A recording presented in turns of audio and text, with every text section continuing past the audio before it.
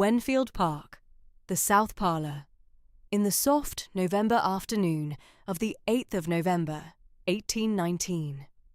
My dear Clarissa, I write to you, my dearest niece by marriage, what I have meant to write these 11 years, and have not had the gentle Sussex patience to set down before the matter has required. Dr. Buxted has been at the long autumnal decline of his patience these 4 months past with the matter of my heart. He gives me, in his careful Chichester wisdom, until the close of December at the most. I write therefore at the cool Wenfield November afternoon, and shall ask the Reverend Bramwell to lay this letter at your gentle hand by his own warm offices at the parsonage South Parlour at his next Sunday visit. You shall have heard of me only in passing. Your late uncle, Mr. Gilbert Fanshawe, was my own husband, Sir Roger's younger brother. The two parted at Sir Roger's marriage in 1788.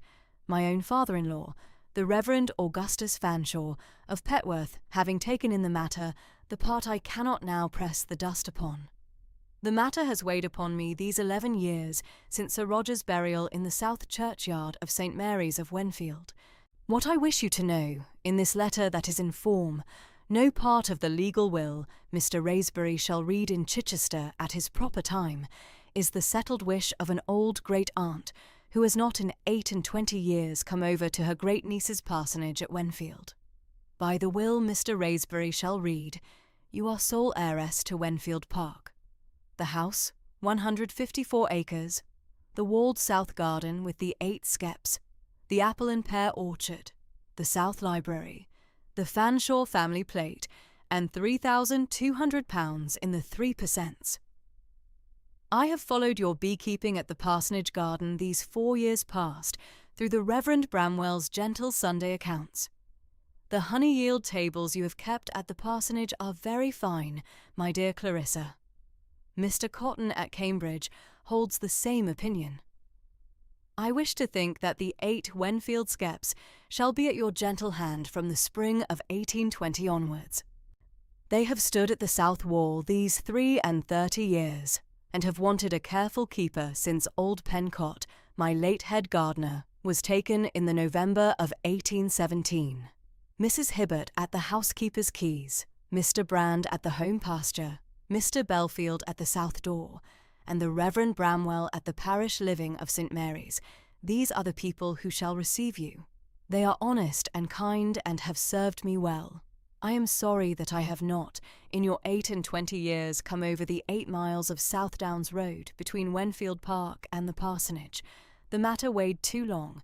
The asking pardon of an old great-aunt at the close of her time is the only asking pardon at her hand to give. Your loving great-aunt, Honoria Fanshawe. P.S. At the South Library writing table, you shall find my own Greencalf apiary journal of 33 years at Wenfield. It is for your hand. H.F. On the Sussex afternoon of St. Stephen's Day in the year 1819, Clarissa Fanshawe was at the South Parsonage garden, taking the late autumn comb cut from Skep 3. Clarissa Fanshawe was gentle 5 feet 5, soft auburn hair plaited at the nape under a small lace cap, warm hazel eyes the colour of summer honey, fair Sussex Downs complexion, in unrelieved black mourning gabardine for her late great-aunt. The mourning had been put on the 2nd week of December, when the post from Wenfield Park had carried word that the great-aunt she had never met was at the long decline her physician had foretold. The word of the death itself had come on the 17th. There had been the funeral at St. Mary's of Wenfield on the 21st, at which she had not been. Her father had ridden over alone, the day having lain heavy upon him, and had come back at the dusk with the small note from Mrs. Hibbert, and very little else. The South Parsonage garden lay under a thin December sky. The 6 skeps stood in their straw shoulders along the warm south wall, ranged east to west, Mr. Cotton's pattern, set up by her own hand in the spring of 1815, the year she had come of age. Skep 3, third from the east end, had wintered late and full. She had judged, by the careful tap of her finger upon the straw and the slow returning hum, that a small comb cut might be taken without harm to the cluster. The Christmas warmth had drawn the bees a little forward at the entrance. She had moved at the slow, unhurried hand the bees would suffer, and had set the comb in the small earthen pot at the foot of the wall. She had at her left the green calf apiary journal she had kept since the spring of 1815. Page 47 was her June 1818 swarming rota. Page 89, her honey yield tables of 1815 to 1819. The journal sat open at the back, where she meant to write the date of the late comb cut when the work was done. Her sleeves were turned back, the black gabardine tucked at the elbow, a small linen apron over the front. The pale December light fell across the south wall and made the straw of the Skeps a kind of dark amber, the same dark amber the comb cut had shown when she had lifted it. It was at this hour that she heard the steady hoof-beat at the parsonage lane. She set her hand at the rim of Skep 3, listened a moment for the bees to settle within, and turned at the gentle pace her trade required. The Reverend Bramwell was at the lane end on his old grey mare, his black gown gathered at his knee for the ride, and beneath the gown, at his coat front, the shape of a folded packet she could just see when he reined in at the gate. The Reverend Bramwell was 49. Plain black gown, weathered Sussex face, kind grey eye. He was the parish curate of St. Mary's of Wenfield, 8 miles east on the South Downs Road, and had ridden over from the morning service to bring her, by his own hand, what he had been asked to bring. He dismounted and stood at the small gate, and said only that he had a sealed letter from Mrs. Fanshawe and a folded packet of papers from Mr. Raisbury, and might he be granted a quarter of an hour at the south parlour. Clarissa drew the small linen apron from her front and folded it over her arm. She closed the green calf journal upon the back page and brought it with her. She set the small earthen pot of comb at the kitchen door, where Mrs. Polperro, the parsonage maid, took it from her with a careful nod. Then she led the Reverend Bramwell along the gravel walk to the south parlour door. The Reverend Octavius Fanshawe, her widowed father, was at the parsonage hall when they came in. He had been curate of St. Mary's of Wenfield on the Downs since 1798, and was now near 70, in his Sunday black, with the small leather book of Common Prayer in his hand from the morning. He greeted the Reverend Bramwell with the quiet courtesy of a man who had given over the long ridings to younger limbs. The two clergy spoke for a moment of the morning service at St. Mary's, and of the small congregation that had come in despite the season, and then the Reverend Bramwell said, with the gentleness of a man bringing what had been long expected, that he had carried over the sealed letter Mrs. Fanshawe had written before her death and asked him to lay at the south parlour by his own hand. The south parlour was a small room with a single south-facing sash and a green baize writing table at the centre. The fire had been kept low through the morning. Mrs. Polperro had set fresh coals at it as they came in. Clarissa took the chair at the east of the writing table, the Reverend Bramwell the chair opposite. Her father did not come in. He stood, by his own gentle wish, just at the half-open door, his hand resting at the jamb, his head a little inclined, in the manner of a man who would not press upon the matter, but would be at hand if he were called. The Reverend Bramwell drew the sealed packet from beneath his gown and laid it upon the green baize. The seal was the Fanshawe seal, red wax, lately broken at Mr. Raisbury's chambers and refastened with a thin tape for the carrying. He set his hand at the cover, looked once at Clarissa, and at her gentle nod began to read aloud. He read in the slow, even voice of his Sunday lessons. He read the date and the south parlour where the letter had been written. He read the small admission of the 11 years' silence. He read the matter of Dr. Buxted and the close of December. He read the parting at Sir Roger's marriage of 1788 and the Reverend Augustus Fanshawe of Petworth, and the part the old man had taken which the writer would not now press the dust upon. He read the gift of Wenfield Park, the house, and the 154 acres, and the walled south garden, and the 8 Skeps, and the orchard, and the south library, and the Fanshawe family plate, and the £3,200 in the 3%. He read the 4 years of Sunday accounts of the parsonage beekeeping and Mr. Cotton at Cambridge, and the careful keeper the 8 Skeps had wanted since old Pencott. He read the 4 named servants who should receive her at Wenfield. And at the close, he read, in a softer voice, the 28 years of the road between Wenfield Park and the parsonage, and the asking pardon of an old great-aunt at the close of her time. He read the signature and the postscript of the Greencalf Apiary Journal of 33 years, and laid the letter at the green baize with his hand flat upon it. Clarissa sat very still. She had folded her hands in her lap upon the Greencalf Journal she had brought with her. She did not weep. She had wept her small portion in the 2nd week of December, when the word of the decline had come, and again on the night of the 21st, when her father had ridden back from the funeral.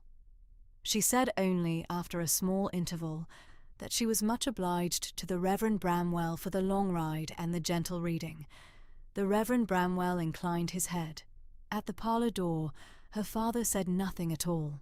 He had taken from his pocket the small white handkerchief that had been her mother's, and held it folded between his fingers, and after a moment put it back. The 28 years' silence between Wenfield Park and the parsonage had pressed upon him too. He let it pass in the Sussex silence the matter asked of him. The Reverend Bramwell then produced from the inner pocket of his gown 6 further items, which he set upon the green baize one after the other, naming each.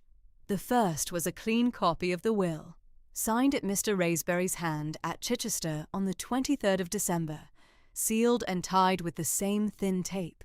It set out in legal form what the great-aunt's letter had said in plain words. The second was a brass ring carrying 5 household keys. Mrs. Hibbert at Wenfield had sent it by Mr. Raisberry's clerk. The Reverend Bramwell named them as he passed the ring across: the south door key, the south library key, the plate-room key, the steward's office key, and the small key of the writing table at which Mrs. Fanshawe had written the letter. The third was a banker's draft upon Hawes of Fleet Street for £3,200, drawn at Mr. Raisberry's hand upon the executor's account, to be paid into the 3% at Clarissa's order on her arrival at Chichester. The fourth was Mr. Raisberry's calling card. He was 60, with gold spectacles and plain dark wool, and kept chambers at North Street, Chichester, where the will would be read formally upon the day Clarissa should appoint. The fifth was a calling card she had not looked for. It was the card of His Grace, the 6th Duke of Halesfield, lay patron of the Wenfield living since 1817, and a parish neighbour 8 miles east at Halesfield Castle. The Reverend Bramwell explained, with the careful manner of a curate placing a fact upon a table, that Mrs. Fanshawe had asked him in November to leave the Duke's card among the papers. The Duke being lay patron of the living, and having shown at the parish school inspection of the September past a particular interest in the South Skep honey yield tables, Mrs. Fanshawe had kept these many years. The Duke had not been told of the letter. The card was left only that Clarissa should know who at the parish was her neighbour, and that the Duke's good offices would be at her hand if she should need them. The 6th was a smaller sealed letter, addressed in Mrs. Fanshawe's hand to the Reverend Octavius Fanshawe at the parsonage. It was a mourning letter, the Reverend Bramwell said. He had been asked to lay it gentle at the Reverend Octavius's hand at the same hour as the larger letter. He did not open it. He passed it across the baize to Clarissa, that she might give it to her father at his own time. The Reverend Bramwell then rose. He had taken no tea. He had a christening at St. Mary's at the late afternoon, and the 8 miles of road to ride back. He bowed gently to Clarissa, and at the parlour door inclined his head to her father, and went out at the gravel walk to his old grey mare. Clarissa stood at the south sash and watched him take the lane. He turned once at the bend and lifted his hat. She returned the bow. She brought the small morning letter to her father at the parlour door. She did not stay. She went out at the kitchen passage to give him the room. Her father took the letter at his hand and stood a moment with it. Then he came in at the south parlour and sat at the green baize where the Reverend Bramwell had sat, and broke the seal with the small ivory paper knife that had been his own father's. The letter from the late Mrs. Honoria Fanshawe to the Reverend Octavius Fanshawe was short. It spoke, in the gentle phrase of the larger letter, of the 28 years' silence between the parsonage and Wenfield Park. It spoke of the part the late Reverend Augustus Fanshawe of Petworth had taken at Sir Roger's marriage in 1788, which had set the silence. It spoke of the writer's own long agreement with that part, which she had not had at her hand to set down before the close of her time. It asked his pardon, the asking pardon, in the same phrase, of an old great-aunt at the close of her time. It said that she had been at his and Mrs. Sarah Lanesborough Fanshawe's wedding at St. Mary's of Wenfield on the 5th of June 1788, although he would not have known her there, that she had not had the gentle courage to come over the 8 miles to the parsonage in the 28 years since. It asked that he should think of her now in the small daily portion of his prayers, and not more. The Reverend Octavius Fanshawe read it twice. He folded it gently and set it upon the green baize, his hand flat upon it, and sat for a long moment at the writing-table without speaking. Then he laid the small white handkerchief over it, the way he had laid the prayer-book over a fresh grave at St. Mary's many a time, and after another small interval he rose and went out at the parlour door, and was at the small east window of his study for the rest of the hour. Clarissa took up her small linen apron and her green calf journal, and went out at the kitchen passage to the south parsonage garden. The Reverend Bramwell's grey mare was a small fading sound at the lane. The 6 Skeps stood at the warm south wall as she had left them. The small earthen pot of comb cut from Skep 3 had been brought out by Mrs. Polperro and set at the foot of the wall under a clean linen cloth. Clarissa drew the cloth back and looked at the comb. It was the dark amber of late autumn, full and clean. She weighed it on the small kitchen balance she kept at the garden bench. 4 pounds, 3 ounces. She sat at the bench with the green calf journal upon her knee. She drew the small lead pencil from the pocket of her apron and turned to the back page where she meant to write the day. She wrote the entry verbatim, in her own careful italic, just as Mr. Cotton had taught at Cambridge. Skep 3, 26 December 1819, late comb cut, 4 pounds 3 ounces dark amber. The sealed letter at the south parlour this afternoon. She blotted the entry with the small square of green felt and closed the journal upon the page. The bees of Skep 3 were settled. The bees of the other 5 Skeps had not stirred. She drew the linen cloth gently over the pot of comb and carried the journal and the pot in at the kitchen, where Mrs. Polperro set the comb at the dark larder shelf and took the journal from her to lay upon the south parlour writing-table beside the broken seal of the letter. Evening prayers at the parsonage were said in the small east study at the close of the day. Her father read them as he had read them every evening of her life. He took the psalter at the lectern. She sat at the small carved chair by the fire. Mrs. Polperro stood at the door. He read the proper psalm for the evening of St. Stephen's Day, and the small collect, and the prayer for the dead lately gone before. He named no name. The silence at the place a name might have been was filled, in the Sussex way, by the pause itself. When the prayer was done and Mrs. Polperro had gone out, her father set the psalter at the lectern and looked at Clarissa with the gentle look he had used at her when she was a girl, and a small question had to be put at her hand. "Clarissa," he said, "Mrs. Fanshawe's 8 Wenfield Skeps. Shall you keep them too? together with the Parsonage 6. "I shall, Papa," she said. "Both. The Wenfield 8 by Mr. Pencott's pattern, and the Parsonage 6 by Mr. Cotton's. I shall keep both." "Then they are kept," he said, and laid his hand gentle upon her hair as she rose. On the Monday morning, the 27th of December, Clarissa sat at the green baize in the south parlour and wrote 2 letters. The first was to Mr. Raisbury at North Street, Chichester. She accepted, with thanks, the bequest of her late great-aunt.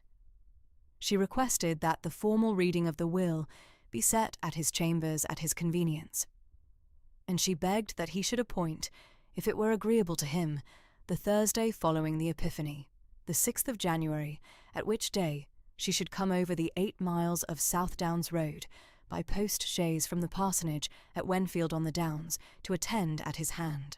The second was to Mrs. Hibbert at Wenfield Park. She thanked Mrs. Hibbert for the brass ring of 5 keys, sent by Mr. Raisbury's clerk. She said she should come over to Wenfield on the Saturday following the will reading, being the 8th of January, with her boxes and her green calf apiary journal and the small earthen pots of comb from the parsonage skeps, and she begged that the south door should be looked for at the early afternoon of that day. She sealed both letters at the Fanshawe wax and gave them to Mrs. Polperro to be carried over to the parish post at the middle of the day. The post came in at St. Mary's twice in the week and would carry both letters at Chichester by the Tuesday evening. The Reverend Bramwell, riding over the 8 miles for his Wednesday parish visit, would bring word of the answer himself. She returned at the close of the morning to the south parsonage garden. The small earthen pot of comb from skep 3 was now at the larder shelf. The 6 straw skeps stood at the south wall. She set her hand at skep 3 a moment and felt the slow returning hum within. She would, by the spring of 1820, have 14 skeps at her hand, 6 at the parsonage by Mr. Cotton's pattern, and 8 at Wenfield by Mr. Pencott's. It was a thing she had not in the 28 years of her life looked for. She set the small linen cloth gentle over the rim of the skep and went in. On the Thursday morning of the 6th of January, 1820, the post-chaise sent over from Chichester drew up at the south parsonage door at Wenfield-on-the-Downs, and Miss Clarissa Fanshawe, in her unrelieved black mourning gabardine, her soft auburn hair plaited at the nape under the small lace cap, her hazel eyes very gentle in the cool South Downs light of the lane, took the curate Reverend Bramwell's hand at the step, and was handed up to the dark blue chaise with the care a man of 49 would give his own daughter. Her father, Reverend Octavius Fanshawe, in his plain black cassock, stood at the parsonage south door with his prayer book closed at his thumb, and said only, in the soft Sussex fashion he had kept all his widowed years since Mrs. Sarah Lanesborough Fanshawe was laid in the south churchyard of St. Mary's, that he should look for her at the parsonage door again before evening prayers, and that the brass ring of 5 Wenfield keys at her travelling reticule was for the steady hand it was given to. At Mr. Raisbury's chambers at North Street, Chichester, Reverend Bramwell handed her down. The sober oak door was opened by the clerk, Mr. Tovey, and at the inner room with the brass coal fender and the green baize writing table, Mr. Raisbury rose in his plain dark wool with his gold spectacles pushed up at the broad forehead and bowed to her in the careful Chichester wisdom of the 60 years he had served the Fanshawes of Wenfield. Read aloud the will of Mrs. Honoria Fanshawe, widow of the late Sir Roger Fanshawe, 3rd Baronet of Wenfield Park, signed in the South Library at Wenfield the 11th November 1819 in the presence of Mr. Brand and Mr. Belfield, by which Miss Clarissa Fanshawe of the parsonage at Wenfield-on-the-Downs was, in plain and settled Sussex form, sole heiress to Wenfield Park, with the house and the home pasture, and the South Library, and the Fanshawe plate, and the 3 per cents at the bank, took her gentle Sussex signature at the indenture in the warm, steady fashion the matter required, gave into her hand the original brass ring of 5 keys, the sealed packet of the deeds, the bank draft for £3,200 of the 3%, and the careful written introduction to Mr. Belfield at the south door of Wenfield Park, and said only at the south chamber door, as Reverend Bramwell took her gloved hand at the step, that Mrs. Fanshawe had spoken of her great niece at the parsonage these 11 years, and that the matter was the long-meant Sussex matter of an old great-aunt at the close of her time, and had been the gentle thought at her hand at the end. On the Saturday morning of the 8th of January, the same dark blue post-chaise drew up again at the South Parsonage door, and Reverend Bramwell, who had ridden over from St. Mary's after the Saturday morning service, handed Clarissa up at the step with her small black travelling trunk and her green calf apiary journal at the reticule, and her late mother's small Bible at her gloved hand, and the chaise took the South Downs lane northward over the 5 gentle miles between the parsonage at Wenfield-on-the-Downs and Wenfield Park, the road climbing very softly to the chalk shoulder above the South Combe, drew up at the noon hour at the courtyard of the Stag at Petworth, where the chaise horses were changed, and the gentle Sussex landlord, Mr. Pinhorn, handed Clarissa a small white cup of warmed milk at the carriage step, and went on by the home pasture lane through the apple and pear orchard at the south wall to the honeystone south door of Wenfield Park at the soft afternoon hour. The South Downs rising very gently to the north, behind the pale slate roof and the 3 brick chimneys.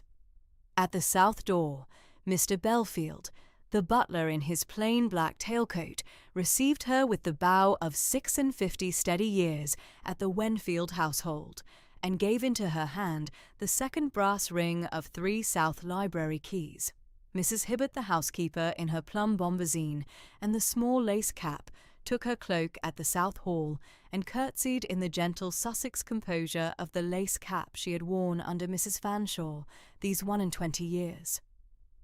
Mr. Brand, the steward, in his weathered plain coat, came up from the home pasture lane and gave at her hand the careful Lady Day accounts and the brief Wenfield rent roll he had kept under Mrs. Fanshawe since 1804. The house at the South Hall was honeystone within as without.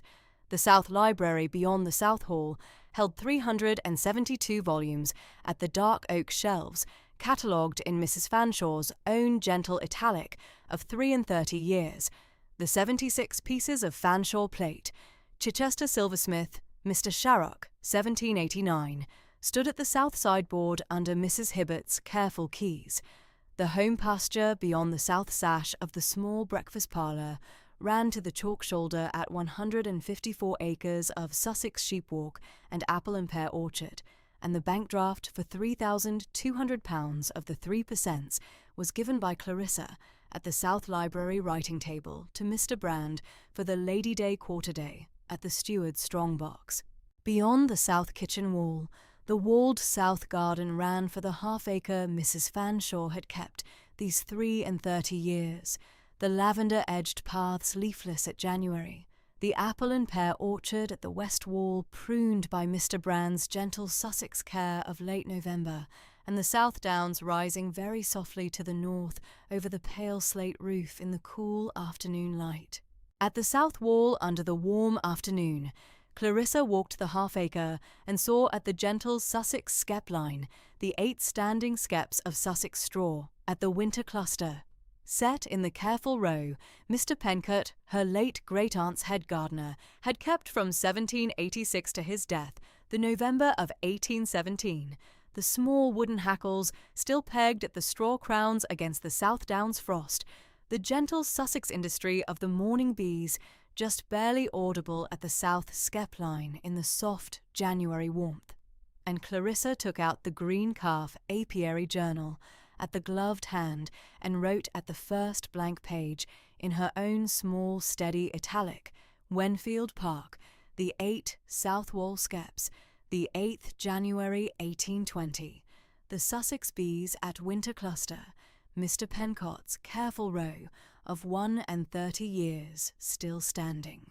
Mrs. Hibbert at the South Hall, when Clarissa came in again at the warm Sussex afternoon, brought up from the South Library writing table the late Mrs. Fanshawe's own green calf apiary journal of 33 years, bound in dark green calf with the small brass clasp, and gave it at Clarissa's hand with the gentle composure of the steady housekeeper she had been at Wenfield since 1798, and said only, in the soft Sussex fashion of the lace cap, that the journal was the matter Mrs. Fanshawe had set at the South Library writing table on the November morning before her last illness, and had wished should pass at the gentle hand of the great niece at the parsonage.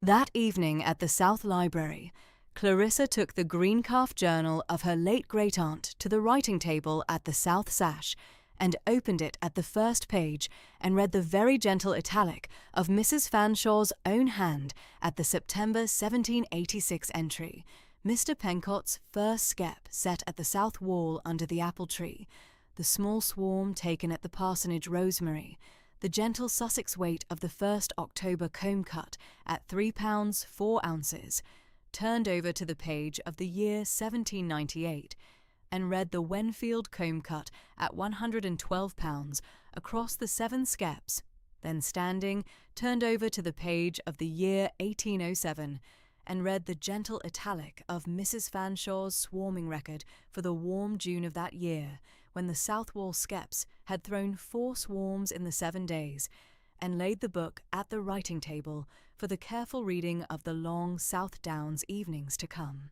On the Sunday morning of the 9th of January, Clarissa took her late mother's small Bible at the gloved hand and walked the South Lane down to St. Mary's of Wenfield on the Downs with Mr. Belfield and Mrs. Hibbert at the carriage, and was received at the south porch by Reverend Bramwell, who handed her into the Fanshawe pew at the south aisle, named her at the gentle Sussex composure to the small parish before the morning bell, and read the morning service in the soft fashion of the parish curate of these many years, the gentle psalm and the careful Sussex collect for the second Sunday after Epiphany, and at the south porch after service inclined to her at the gentle Sussex composure of the curate's hand, and said only that the parsonage door at Wenfield on the Downs was at her hand on any afternoon her father wished her there, and that the Fanshawe pew at the south aisle should be hers for the gentle Sussex Sundays to come.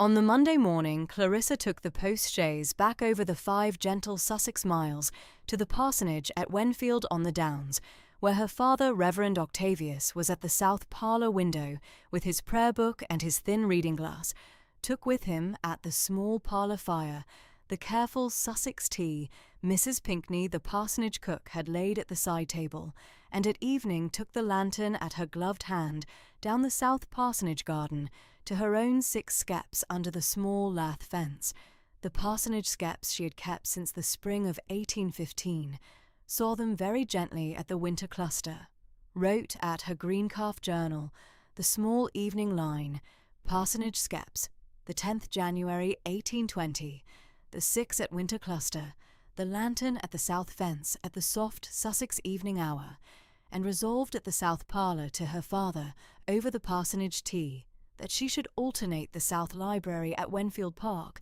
and the south parlour at the parsonage these coming months.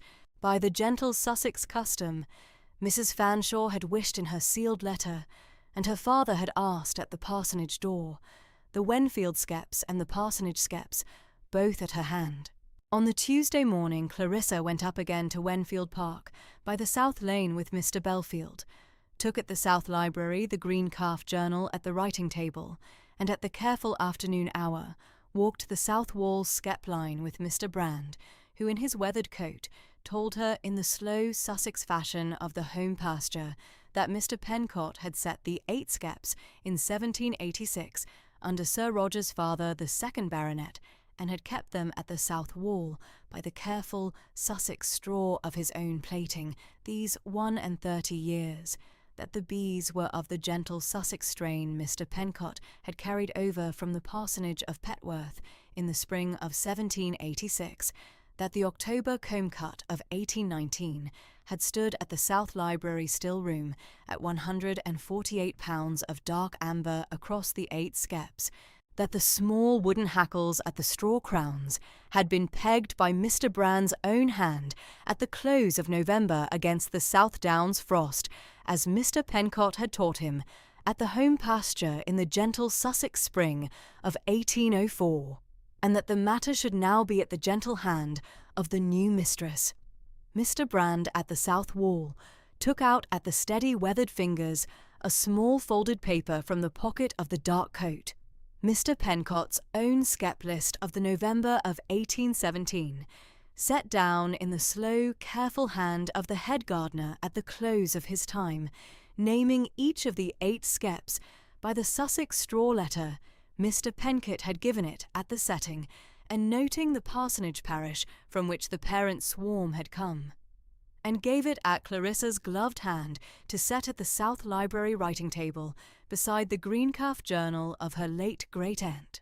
On the Wednesday morning of the 12th of January, at the south door, Mr. Belfield received from a young man in plain dark wool, Mr. Bramber, the clerk of Mr. Mowbray, the Chichester barrister, a calling card upon thick cream pasteboard, engraved at the centre in plain copper plate, Sir Goderic Inchbald, Bart, of Inchbald Hall, near Chichester, together with a small folded note in Mr. Mowbray's careful hand, which announced, in the formal Sussex phrasing of a county barrister, that Sir Goderic Inchbald begged the favour of a private interview some Wednesday following, at Sir Goderic's convenience, upon a matter of family concern attaching to the late Mrs. Honoria Fanshawe.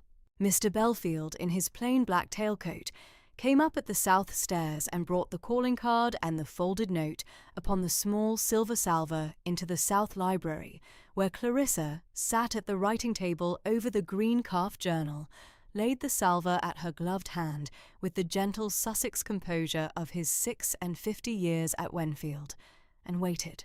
Clarissa took the card at her hand and read the engraved copper plate and the folded note of Mr. Mowbray, and did not let her hand falter at the writing table, only set the card down at the gentle Sussex composure her late mother had kept all her days, the soft hazel eyes very steady at the south sash, and said only in the warm Sussex fashion of the lace cap and the small auburn plait that the matter should be forwarded that same evening by the post to Mr. Raysbury at the chambers at North Street, Chichester, for his careful Chichester wisdom, and that the south door of Wenfield Park should not appoint the Wednesday following until Mr. Raysbury at Chichester had written. That evening Clarissa took at the South Library writing table her own small steady hand to the cream wove paper, wrote at Mr. Raysbury her gentle careful note of 3 short paragraphs setting out the calling card of Sir Goderic Inchbald and the folded note of Mr. Mowbray as they had been dropped at the south door of Wenfield Park by Mr. Bramber the clerk that Wednesday afternoon, asked his Chichester opinion before any Wednesday following should be appointed, sealed the letter with the plain Fanshawe sealing wax at the small brass candle, and gave it at Mr. Belfield's hand for the evening post to Chichester at the Wenfield south door bag. She wrote at her green calf journal at the South Library, writing table the small steady line, Wednesday 12th January 1820, Sir Goderic Inchbald's card at the south door at the warm afternoon hour, by Mr. Bramber, the clerk of Mr. Mowbray Chichester. Mr. Mowbray's folded note of a private interview some Wednesday following at Sir Goderic's convenience, forwarded by evening post to Mr. Raysbury at the chambers at North Street, Chichester, for his careful Chichester opinion, the 8 south wall skeps at the winter cluster.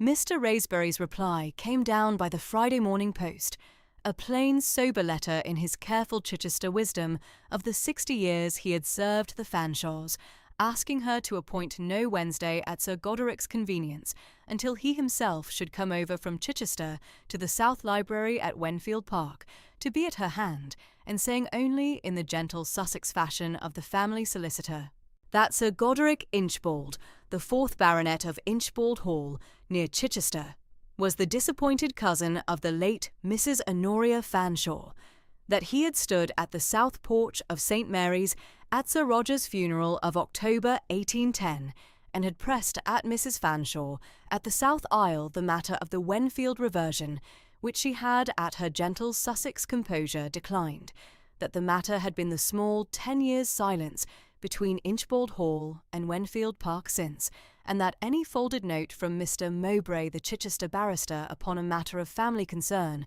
was to be brought to him at the chambers at North Street before any Wednesday following at the South Library should be appointed. On the Sunday morning of the 16th of January, Clarissa took her place again in the Fanshawe pew at the south aisle of St. Mary's of Wenfield on the Downs.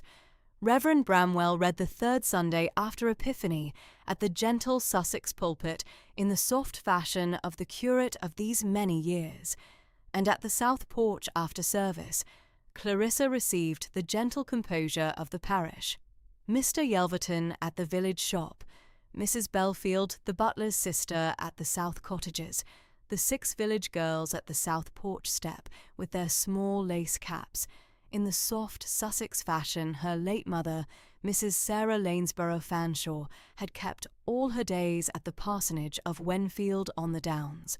That afternoon she took the post-chaise again over the 5 gentle Sussex miles to the parsonage, and sat at the small south parlour with her father over the parsonage tea, told him in the gentle Sussex composure of the small lace cap, of the calling card at the south door of Wenfield Park, and of Mr. Raisbury's careful Chichester reply.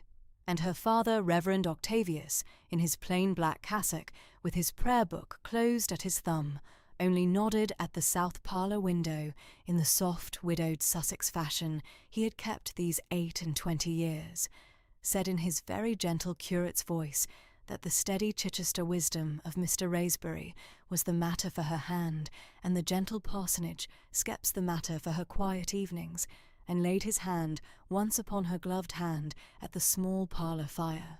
At evening Clarissa went down the south parsonage garden with the lantern to her own 6 skeps under the small lath fence, walked the gentle Sussex skep line at the cool January hour, wrote at the green calf journal the small steady line, Parsonage Skeps, the 16th January 1820, the 6 at Winter Cluster, the south fence at the soft Sussex evening hour, the Wenfield Skeps 8, the Parsonage Skeps 6, both at this hand. So at the close of the 2nd week of January 1820, Miss Clarissa Fanshawe of Wenfield Park and of the parsonage of Wenfield on the Downs, the south library and the south parlour at the gentle alternation she had set herself, the 8 south wall skeps of her late great-aunt, Mrs. Honoria Fanshawe, at the gentle Sussex skep line of Wenfield Park, the 6 parsonage skeps at the small lath fence of the south parsonage garden, the green calf apiary journal of 33 years at the south library writing table at Wenfield, and the calling card of Sir Goderic Inchbald, the 4th Baronet of Inchbald Hall, folded into the small writing drawer for the steady Chichester wisdom of Mr. Raisbury, sat at the south parlour window of the parsonage in the soft January light, and looked at the South Downs, rising very gently to the north, and waited, in the gentle Sussex composure her late mother had kept all her days, for the Wednesday Mr. Raisbury at Chichester should think proper to appoint. Wednesday the 19th of January in 1820 came up at Wenfield Park in the pale South Downs light, the chalk shoulder of the down at the north window standing soft against the sky, the leafless apple and pear orchard at the south wall holding the morning at a gentle hush. Miss Clarissa Fanshawe sat at the south library writing table by the south sash window, the honey-cream lace cap careful at the small auburn plait at the nape, the unrelieved black mourning gabardine soft at her shoulders. Mrs. Hibbert was at the housekeeper's keys at the south passage, Mr. Belfield at the south door, Mr. Brand at the home pasture, and the late Mr. Pencott's green calf apiary journal of 33 years lay open careful at the centre of the green baize at her right hand. She had set the journal at the green baize at Mrs. Hibbert's bringing up earlier that morning, and she had been at the September 1818 page, these last minutes at the Sussex italic of Mr. Pencott. The page ran across 2 openings, the 8th of September through the 2nd of October. The 8 skeps numbered 1 to 8 at the left margin, each entry giving the weather, the comb cut, the late summer honey yield, and the keeper's note at the colony's condition. There was at no place upon the September openings any mention of Italian bees, nor of an Italian queen, nor of any imported colony from Lugano. Mr. Pencott's hand was the steady italic of 33 years at Wenfield South Garden. At her left, opened careful at the title page, lay a slim pamphlet in cream paper wrapper. Mr. William Charles Cotton's privately printed notes on the first Italian bees brought to England, Cambridge, at the gentle imprint of Messrs. Dayton and Sons, dated 1820, and bearing at page 3 the imprimatur of Mr. Cotton's own warm hand. The pamphlet had come down at Clarissa's hand from the parsonage by the Saturday post. Reverend Octavius Fanshawe had walked over to Mr. Cotton's correspondent at Lewes at her settled request, the Wenfield post-rider taking it up at the parsonage gate. The Morning Post came up at the south door in Mr. Belfield's careful keeping. He brought the silver salver up to the south library at his measured pace, and inclined careful at the doorway.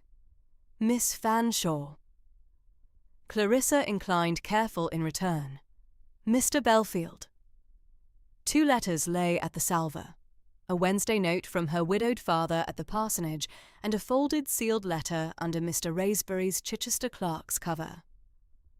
Clarissa took up the second and broke careful at the green baize edge. It was from Mr. Raisbury at North Street, Chichester, and ran short.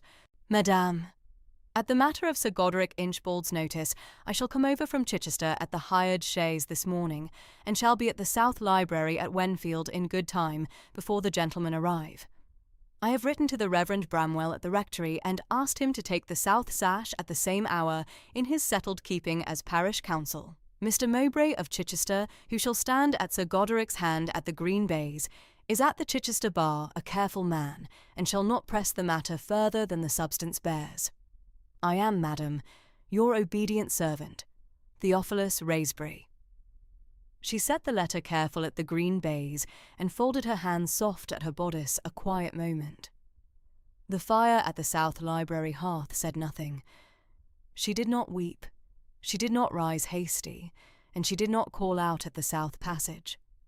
The late Mr. Pencott's green calf italic held its colour gentle at the page. She drew one slow breath at the south sash window, and the pale Sussex January morning held still over the leafless orchards. She read the Raisbury note a second time, and a third. A parole trust at the south skep line of the Wenfield South Garden. A private interview with her late great-aunt at the September of 1818.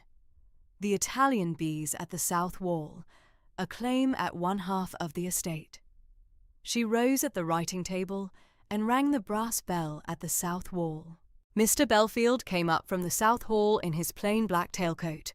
Mr. Belfield, Mr. Raisbury shall come over from Chichester at the late morning.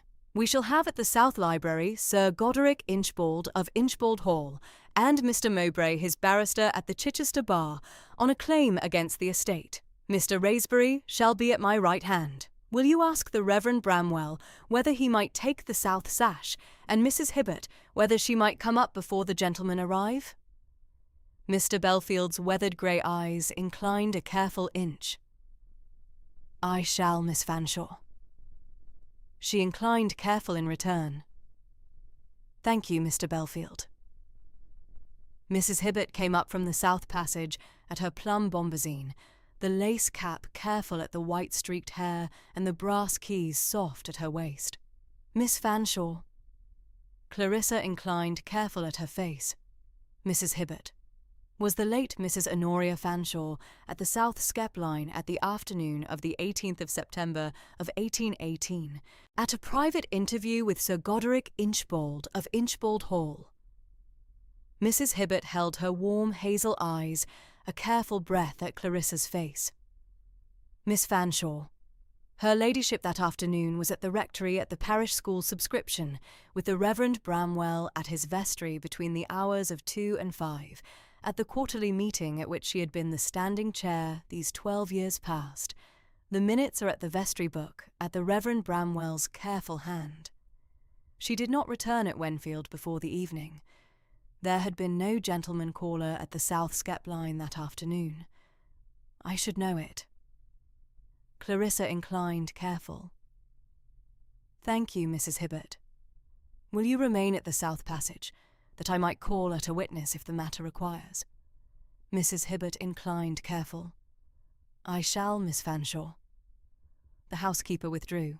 Clarissa crossed at her careful pace to the South Library shelves, where Mrs. Honoria Fanshawe's beekeeping books had stood at the lower shelf these 33 years, Mr. Hewish on the management of bees, Mr. Bonner of the Edinburgh Apiary, the older octavo of Mr. Wildman of London.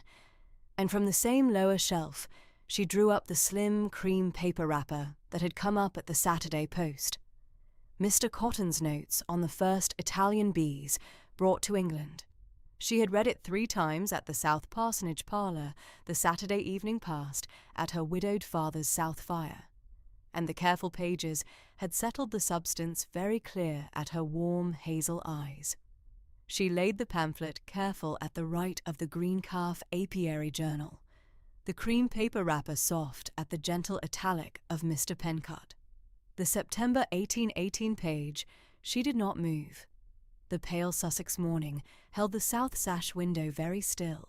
Mr. Raisbury's hired Chichester chaise turned in at the south drive at 11:15. Mr. Belfield brought him through to the South Library at his measured pace, the gold spectacles careful at the kind grey eyes and the plain dark wool of his country coat soft at his shoulders. The Chichester solicitor inclined, careful, set his worn black leather case at the side table, and crossed to the green baize. Miss Fanshawe, I am very much obliged at your patience this morning. She inclined, careful in return. Mr. Raisbury, you are at the warm keeping of Wenfield at every part of the matter.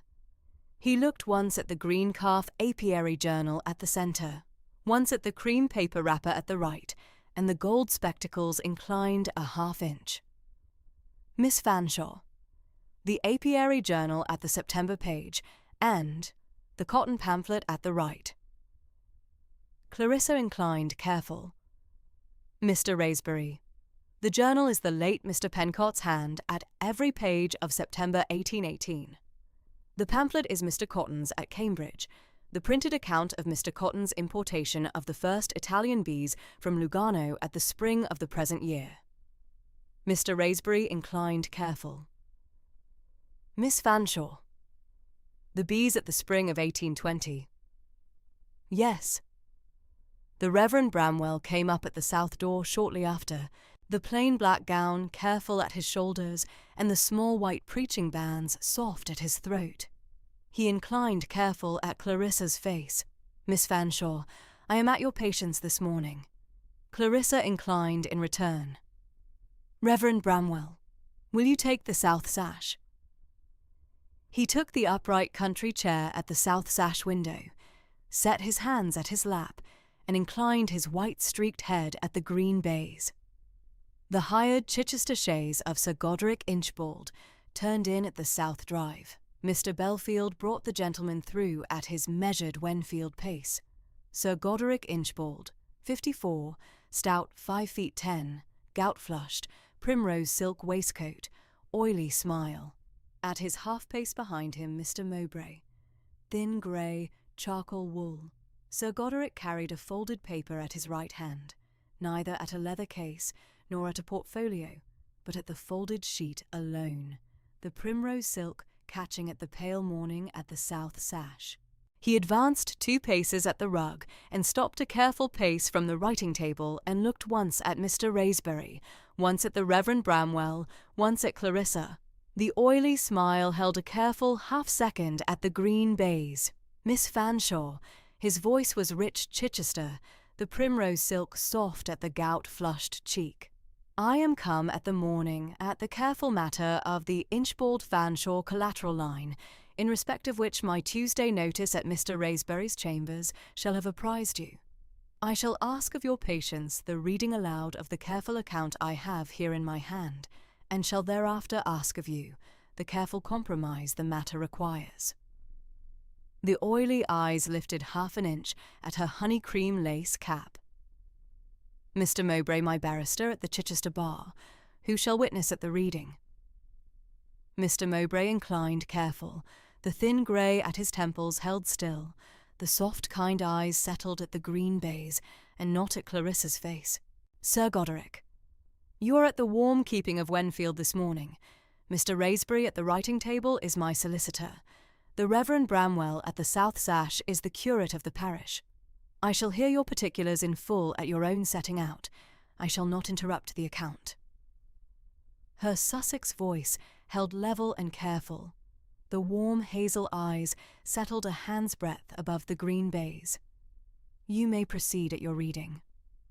Sir Goderic drew breath at the gout-flushed throat, unfolded the paper careful at his thumb, and began to read at the rich Chichester voice. The account ran 3 foolscap pages. It began at the afternoon of the 18th of September, 1818, at the South Skep line of the South Garden, at the family understanding of long-standing at Sir Roger Fanshaw's lifetime, and set out the half-estate matter at the gentle hand of the late Mrs. Honoria Fanshawe. He read on at the second foolscap page, the oily eyes lifting half an inch at the line end. At the warm afternoon of the 18th of September, 1818, Mrs. Honoria Fanshawe, her ladyship being seated at the small Sussex bench at the South Skep line of the Wenfield South Garden in the pale South Downs light, with the 8 Italian bees at the south wall at her right shoulder, being the Italian bees that Mr. Pencott had been keeping for her ladyship these 3 years past, set out at her own warm settled hand the substance of the parole trust I now lay before this house. Clarissa lifted her warm hazel eyes at the Italian bees. The honey-cream lace cap strings did not move.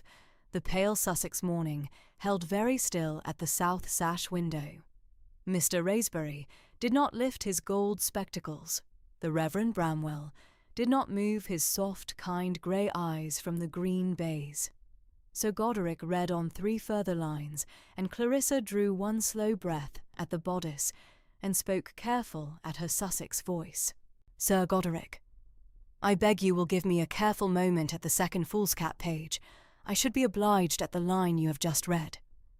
Sir Goderic's gout-flushed cheek held a careful half-second, and an inclination came at his head at the warm pretence of obligation. Miss Fanshawe, I shall. He lowered the folded paper 1 careful inch.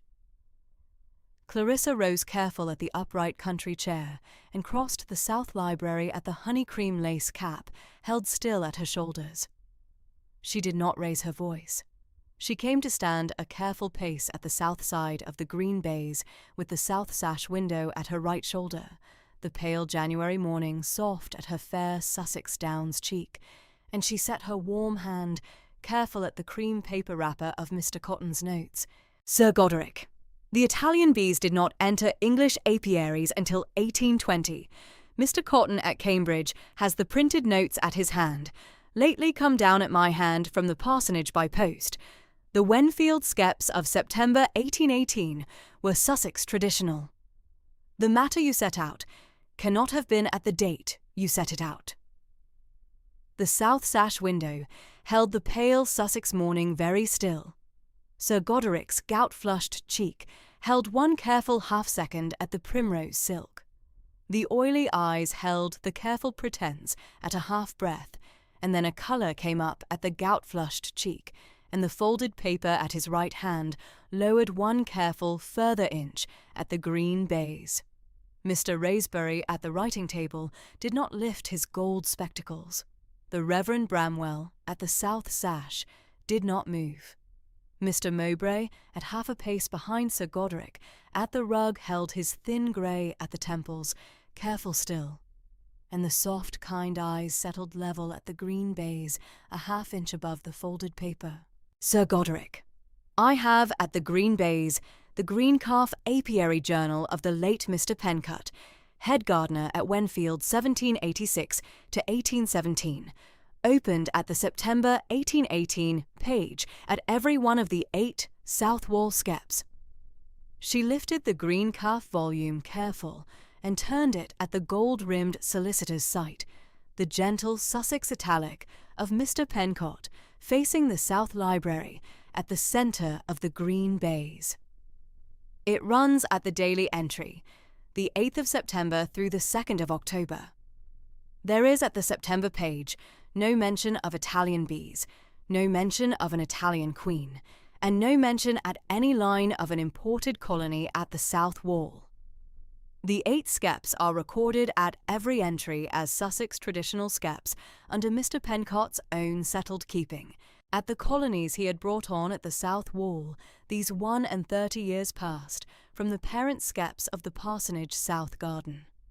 She turned a page of the green calf and laid her hand soft at the entry of the 18th of September at the 2nd column. Mr. Raisbury lifted his gold spectacles a careful inch and read the entry aloud at his warm Chichester voice. Friday, the 18th of September, 1818. Cool Sussex morning, mist at the chalk shoulder. Skep 1, late summer comb cut, 7 pounds 4 ounces light amber. Skep 2, 6 pounds 11 ounces dark amber. Skep 3, 8 pounds 1 ounce light amber. Skep 4, 7 pounds 7 ounces medium amber. Skep 5, 6 pounds 14 ounces dark amber. Skep 6, 7 pounds 11 ounces medium amber. Skep 7, 8 pounds 6 ounces light amber. The Parsonage 1788 parent line. Skep 8, 7 pounds 2 ounces medium amber. Total 59 pounds 8 ounces. 8 Sussex traditional colonies at the south wall at the close of the day. Her ladyship at the parish school subscription at the rectory between 2 and 5 of the afternoon. J. Pencott. Mr. Raisbury set the green calf careful back at the centre of the green baize. The gold spectacles inclined a careful inch at Clarissa. Clarissa inclined careful in return. And, sir, at the right of the green calf apiary journal, you shall see Mr. Cotton's privately printed notes on the first Italian bees brought to England, sent down at the Saturday post from the parsonage at my own settled request, in print at Cambridge, under the gentle imprint of Messrs. Dayton and Sons, dated 1820 at the title page, signed at the foot of page 3, at Mr. Cotton's own warm hand at the Cambridge apiary. She lifted the cream paper wrapper careful and laid it open at the centre page. Mr. Cotton, at Cambridge, received at the gentle hand of his Italian correspondent, Signor Spinola of Lugano, the first consignment of Italian bees on the 3rd of April, 1820. The hive was laid at the Cambridge apiary at the 11th of April under Mr. Cotton's own settled keeping. Mr. Cotton states at page 9, at the imprimatur of his own hand, that this importation of April 1820 was the first entry of Italian bees into English apiaries at any place in the country. There had been at no English apiary before that April any Italian colony whatsoever, neither at the Cambridge garden, nor at any private apiary, nor at any nursery house, nor at any nobleman's seat. She turned the page careful and laid her hand at the printed line. Page 9. Sir, the pamphlet establishes that the Italian bees were at no English apiary before the 11th of April, 1820, 1 year and 7 months after the date Sir Goderic states. They were at no Wenfield skep at the south wall in September 1818, or in any month of 1817, 1818, or 1819. Mr. Pencott at the Greencalf Journal records the 8 Wenfield colonies as Sussex traditional skeps at every entry. The 2 records agree at every particular. The substance you have read in your account of the South Skep line cannot have been the substance you have set out, neither at the south wall of Wenfield, nor at any English apiary, nor at any private interview at the bees you have named. She set the cream paper wrapper careful open at the centre column, at the right of the Green Calf Apiary Journal. The 2 records lay open between the folded paper at Sir Goderic's hand and the gold spectacles at Mr. Raisbury's. The pale January morning held the south sash window still. Sir Goderic. The 8 south wall skeps of Wenfield Park at the September of 1818 were Sussex traditional skeps at every careful particular. The Italian bees you have set at Mrs. Honoria Fanshaw's right shoulder at that date were bees that could not have been at her right shoulder. At any English county, at the date you have read out, the matter you set out cannot have been at the date you set it out. Clarissa did not raise her voice. She set her warm hand soft at the cream paper edge of Mr. Cotton's notes. The honey cream lace cap strings at her bodice did not move. The fire at the South Library hearth said nothing. Mr. Raisbury did not lift his gold spectacles. The Reverend Bramwell did not move. Sir Godric's gout-flushed cheek held a careful half-breath, and a sharper colour came up at the cheek and a tightness at the small mouth. He drew breath at one attempt at reply, "Madam," at a careful clerical particular, and the warm Sussex silence held very still. Mr. Raisbury inclined his gold spectacles one careful half-inch and spoke, the warm Chichester voice level. "Sir Goderic, the clerical particular at the second foolscap page is the Italian bees at the date you have set out. The Italian bees at the date you have set out were at no English apiary before the 11th of April 1820 at Mr. Cotton's own careful imprimatur at Cambridge. The 2 records at the Green Bays will be lodged at the Chichester Chancery Clerk's hand at this Friday's afternoon at my own settled keeping. Your account, as it stands at your right hand, cannot have been the afternoon you have set it out. The folded paper at your right hand has been drawn up at a later hand than the date it bears. I shall ask of you the warm withdrawal of the parole trust notice at my chambers at the earliest afternoon post." Sir Godric's oily eyes lifted at Mr. Raisbury and held a careful half-second. The folded paper at his right hand lowered one careful further inch. A second colour came up at the gout-flushed cheek, sharper than the first. Mr. Mowbray, at half a pace behind him, did not move. The thin grey at his temples held still, and the soft, kind eyes settled at the cream paper edge at the green baize, and did not lift to Sir Godric's face. "Mr. Raisbury." Sir Godric's rich voice held careful at the throat. "I shall, at a careful clerical particular, at the account." He drew breath at one attempt further, and the attempt went careful at his throat. He folded the foolscap pages at one careful motion of the gout-flushed hand, and stepped half a pace back. He lifted the oily eyes once at Clarissa, once at Mr. Raisbury, once at the Reverend Bramwell, and the half-attempt at reply went careful at his throat at the 3rd time. "Miss Fanshawe." His voice was lower. "I shall withdraw the parole trust notice at Mr. Raisbury's chambers at the afternoon post." He drew breath at one careful pause. "I shall take my leave at the south porch." He inclined his head at a careful 3/4 inch, and the folded paper he held careful against the primrose silk. He did not look at Mr. Mowbray. He turned at a half-circle and walked at his gout-flushed pace at Mr. Belfield's measured keeping at the doorway. Mr. Belfield showed him through to the south porch at the careful Wenfield pace. Mr. Mowbray did not follow at once. He held still a careful breath, and his soft, kind eyes settled level a careful moment at the 2 records at the Green Bays.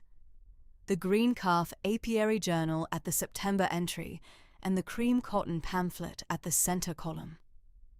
He looked up careful at Clarissa, and the soft, kind eyes held a careful inch of warm regret at the small mouth. "Miss Fanshawe." "I am, at a careful pardon." Sir Goderic, at his Tuesday note, had given me the substance of the account, as at his settled keeping these 8 weeks past. I had not, at my Chichester trade, at any moment doubted the substance. I have at this hour the particular knowledge of the Italian importation that I had not before. I shall withdraw from the matter at this hour. I offer my good offices at the Chichester bar, at any future hour at the warm, careful keeping of Wenfield, at no fee, at the careful settling of a Chichester bar conscience. I am at a careful pardon. Clarissa inclined careful, the honey cream lace capstrings still at her bodice. Mr. Mowbray, you are warm at the offer and warm at the conscience. I shall remember it. I am very much obliged at your patience this morning. Mr. Belfield shall show you through. Mr. Mowbray inclined a quiet half-inch and stepped soft at the rug at Mr. Belfield's careful keeping at the doorway. The hired Chichester chaise at the South Drive took up Sir Goderic at the close of the morning.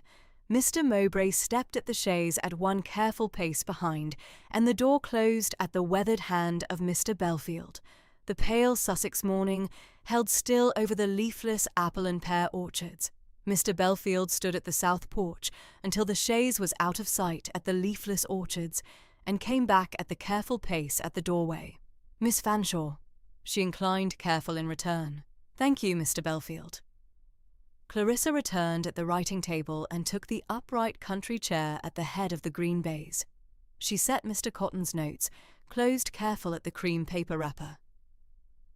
The green calf apiary journal she did not yet close. Mr. Raisbury set his gold spectacles careful at his right hand, and lifted his warm Chichester voice soft at the green baize. Miss Fanshawe, the bees have settled it. Clarissa inclined careful, and the Sussex breath came soft at her bodice. The Reverend Bramwell rose at his chair and crossed at his soft plain black gown to the green baize. He inclined at Clarissa. Miss Fanshawe, I am very much obliged at your conduct of the matter. Your late great-aunt that September was at the Rectory Parish School subscription at my own settled minutes, as Mrs. Hibbert has confirmed. The 8 Skeps were Mr. Pencott's keeping, at the Greencalf Journal's careful italic. There was at the south wall no Italian colony. I shall be at your witness at any further hour at the vestry. Clarissa inclined careful. Reverend Bramwell, will you take a careful sherry before the gentlemen take their leave?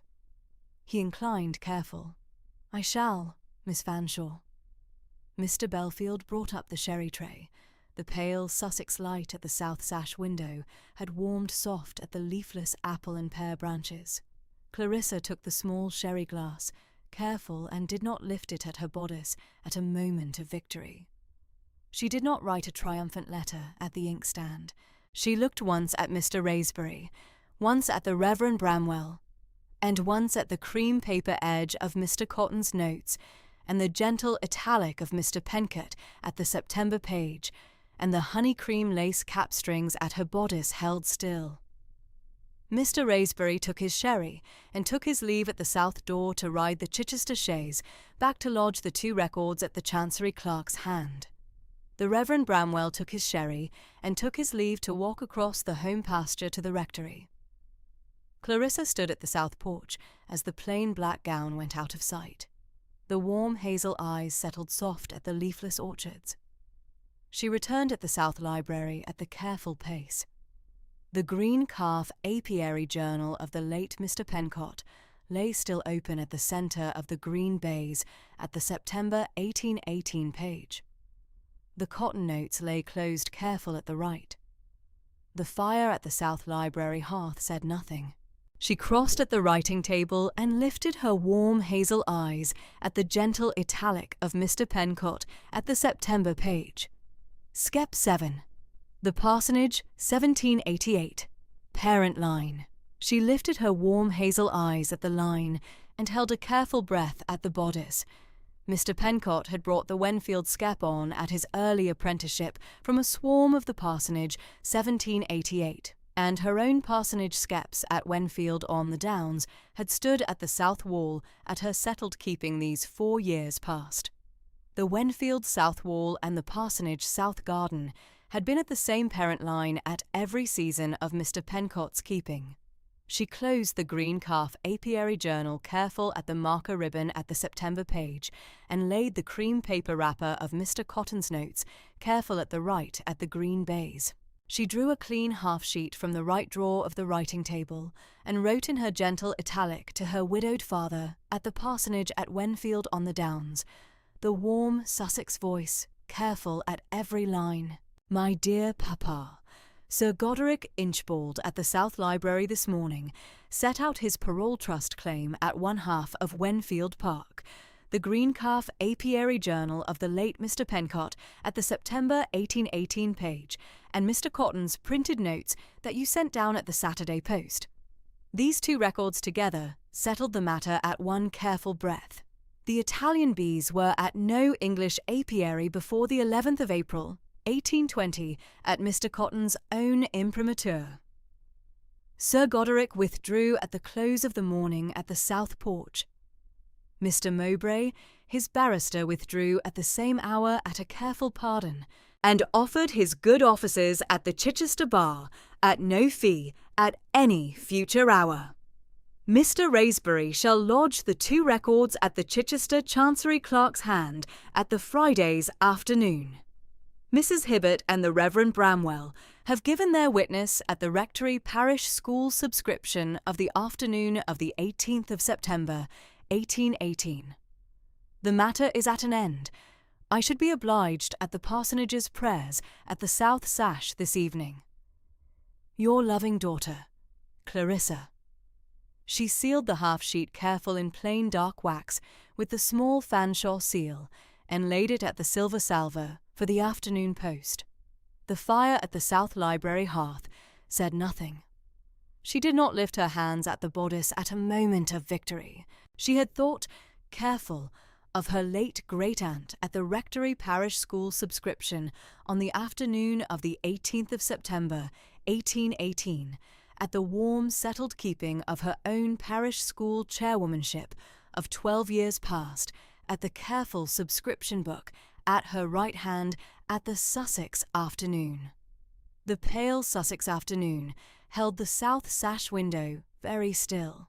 The honey-cream lace cap-strings held still. The Green Calf Apiary Journal at the September 1818 page held its careful colour soft at the green baize. Clarissa laid her warm hand soft at the green baize edge at the right of the cream paper wrapper, and breathed once, soft and careful, and the pale Sussex light settled gentle at the South Library writing table at the close of the morning at Wenfield Park. The late January days at Wenfield and the parsonage settled into a gentle rhythm that Clarissa Fanshawe had not in 28 years thought possible to keep at two hearths at once. She rose at the parsonage on the Mondays and Tuesdays for her widowed father, Reverend Octavius Fanshawe, at the south parlour, took the small breakfast at the parsonage table, walked over to the parsonage south garden to see the 6 Skeps under their winter cluster, and rode the 5 miles of South Downs Road to Wenfield Park on the Wednesday mornings for the rest of the week. She kept the Green Calf Apiary Journal of 33 years at the Wenfield South Library writing table, the smaller parsonage journal at the parsonage south parlour, and the rhythm did not weigh upon her. The 2 hearths were honest hearths. The 8 Wenfield Skeps and the 6 parsonage Skeps were one settled care at her hand by the late February. Mrs. Hibbert at Wenfield laid out the plain dark wool morning gown on the Wednesday mornings. Mrs. Yelverton at the parsonage laid out the same. Clarissa took the small dish of South Downs honey at the parsonage breakfast on the Mondays and at the Wenfield breakfast on the Wednesdays, and the rhythm was the rhythm of the Fanshawe house her late mother had kept. Reverend Bramwell at the rectory tea of the second Wednesday in February, gentle proposed his own niece, Miss Lavinia Bramwell, 24, plain dark wool gown, soft brown hair plaited at the nape, lately come down at the rectory south porch from her late father's Petworth parsonage at the close of the long autumnal morning of 1819, as the reading companion at Wenfield South Library on the Tuesdays and Thursdays, the Reverend's parish duties did not permit. Clarissa acquiesced at the tea-table.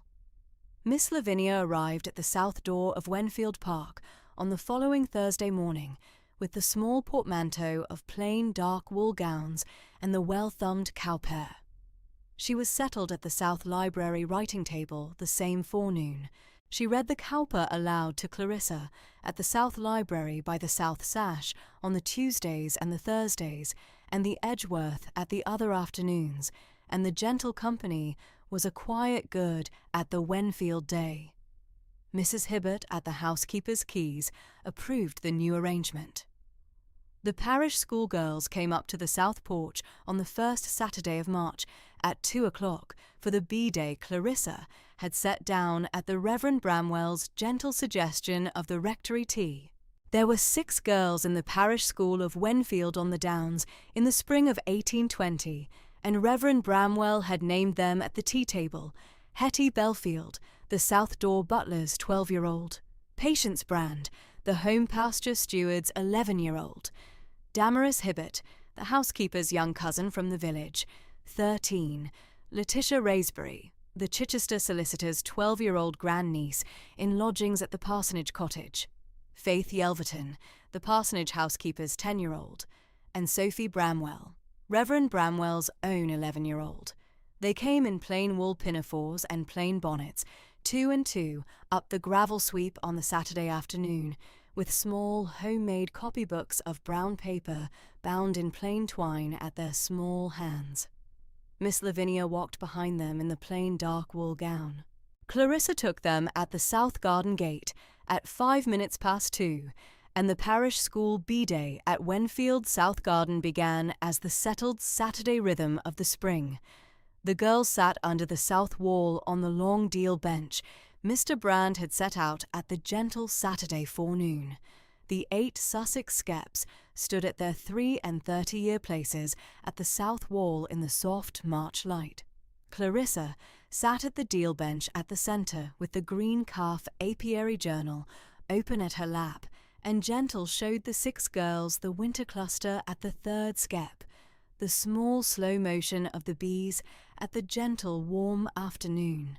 The girls bent at their small copybooks and drew the skeps in soft pencil. The round straw dome of skep 4, the slightly squarer skep 5 at the corner, the small flightboard of skep 7 Mr. Penkett had set down in 1788. Hetty Belfield drew the skeps in careful small lines. Patience Brand drew the bees in small dots at the flightboard. Damaris Hibbert wrote the date in plain print at the top of her copybook page. Sophie Bramwell asked her gentle questions about the Queen at the centre, and Clarissa answered at the deal bench in the soft Wenfield manner of her late great-aunt. The cowper and the Edgeworth Miss Lavinia had brought down to the deal bench were laid open at the small table at the end. The Saturday afternoon ran through the soft South Garden hours. The 6 girls walked home down the gravel sweep at the close hour in a small, quiet line, the copybooks under their small arms. The first Saturday set the rhythm. The second Saturday came at the same hour. The third followed. The 6 homemade copybooks of brown paper filled at the small Saturday hand with the gentle sketches of the 8 south wall skeps, the small flightboard notes, and the gentle dates of the spring weeks at Wenfield. Mr. Brand walked Clarissa the home pasture at the soft Monday morning of the 2nd week of March, the plain dark coat at his shoulders and the plain ash stick at his hand, and named at the dry stone walls the South Downs grazing lands she had inherited at the late great-aunt's settled wish. The small east meadow at the orchard hedge, the long south slope under the Wenfield ridge, the gentle west pasture at the small Downs brook, the small north field at the apple and pear orchard, the settled rhythm of the parish school bee-day, the Tuesday reading hour at the South Library with Miss Lavinia, the Wednesday home pasture walk with Mr. Brand, the Sunday service at St. Mary's with Reverend Bramwell, the rhythm of the spring of 1820 at Wenfield Park, settled at Clarissa's hand into the gentle Sussex form. Her own late mother, Mrs. Sarah Lanesborough Fanshawe, had kept all her days at the parsonage south parlour. On the Wednesday of the 22nd of March, in the soft Sussex morning of the early spring, Clarissa sat at the South Library writing table at Wenfield Park with the green calf apiary journal of 33 years open at her gentle hand. She had been at the journal in the settled afternoon rhythm of the spring, the September honey yield tables, the October swarming entries, the November queen replacement records, and she had turned the gentle pages back at the second 3-month at the South Library through the years of Mr. Pencott's careful Sussex italic to the older pages of the late Mrs. Honoria Fanshaw's own hand.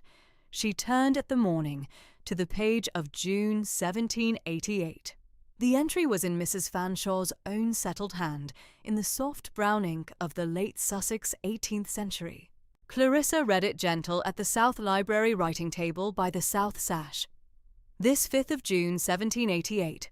At the gentle Sussex morning of dear Octavius's marriage to my niece Sarah Lanesborough at St. Mary's of Wenfield on the Downs, the Bee-Skeps swarm came to roost in the parsonage rosemary. Mr. Pencott walked over and took the swarm gentle to Skep 7 at Wenfield South Wall by the noon hour. I record it for the parsonage memory of the day. Clarissa read the entry once at the South Library writing table. She read it a second time at the same gentle pace. She set the green calf apiary journal at the South Library writing table at the gentle hand, the small fingers at the edge of the green baize, and sat in the soft Sussex silence of the South Library at the south sash by the South Wenfield morning, the 5th of June, 1788. Her own late mother, Mrs. Sarah Lanesborough Fanshawe, and her own late father, Reverend Octavius Fanshawe, had married at St. Mary's of Wenfield on the Downs on the 5th of June, 1788. The parsonage rosemary at the south door had been Clarissa's mother's settled care at the parsonage south garden these many years. The Bee-Skeps swarm at the parsonage rosemary on her own father's wedding morning had been observed by her own great-aunt, Mrs. Honoria Fanshawe, and Mr. Pencott had walked the 8 South Downs miles of road over to the parsonage and taken the swarm gentle to Skep 7 at the Wenfield South Wall by the gentle midday of her own parents' wedding day. Mrs. Honoria had been at the wedding. Clarissa had not known.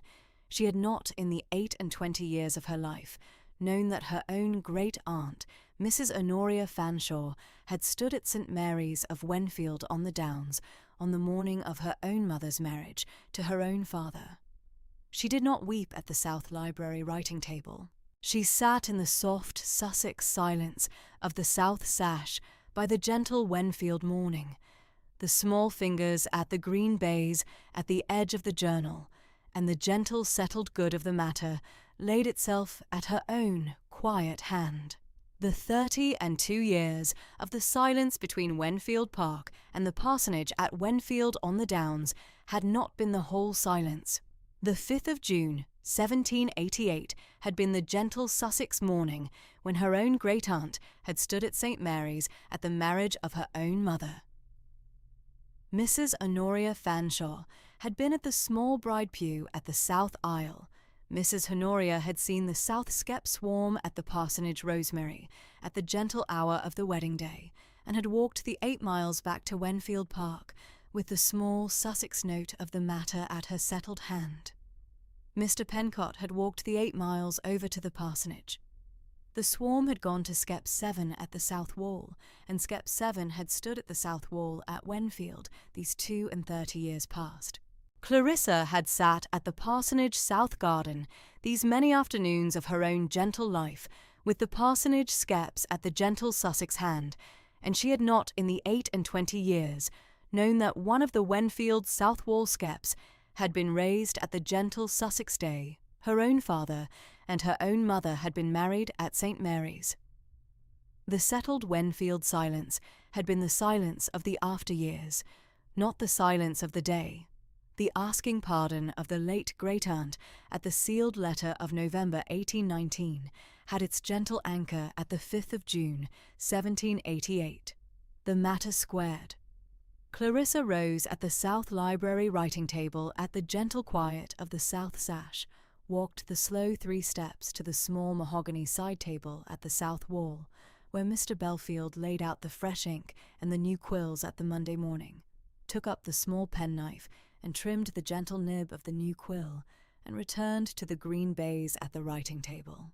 She drew her own small green calf apiary journal, the smaller parsonage journal she had brought up from the parsonage south parlour at the second Wednesday in January, to her hand. She opened it at the central crease, the gentle middle of the bound book, where the parsonage entries of 1819 closed and the Wenfield entries of 1820 began. She wrote at the central crease, at the soft Sussex hand of her own honey italic, the gentle date at the top. Wenfield Park, South Library, the 22nd of March, 1820. She copied the entry of the 5th of June, 1788, in its full whole. She set the period at the close. She did not add a sentence of her own at the central crease. She laid the small penknife at the rest, set the fresh quill at the small inkstand, and sat at the gentle silence of the South Library writing table at the soft Sussex morning of the 22nd of March. The matter had its settled place at the journal at the central crease. The Bee-Skeps and the Parsonage-Skeps and the South-Skep swarm of the 5th of June 1788 were one settled care at her gentle hand at the close of the morning. She read the copy once again. She closed the green calf apiary journal. She set it at the South Library writing table at the place Mrs. Honoria Fanshawe had kept it all the years of the late great-aunt's care. She rose at the gentle close. She walked the South Library to the south sash. The soft March morning lay at the South Downs ridge beyond the walled south garden. The 8 Skeps stood at the south wall. The settled rhythm of the spring of 1820 at Wenfield Park kept its gentle place at her hand. The Reverend Bramwell came up to the south parlour at the Wenfield Rectory tea on the Wednesday of the 12th of April. Mrs. Hibbert had laid out the soft china cups at the small mahogany tea-table at the south sash, and the gentle plate of seed-cake at the small dish. Miss Lavinia sat at the south sash with the cowper closed at her lap. Reverend Bramwell took his seat at the small mahogany tea-table in the plain black gown and the gentle Sussex Sunday manner. Clarissa poured the tea at the gentle hand.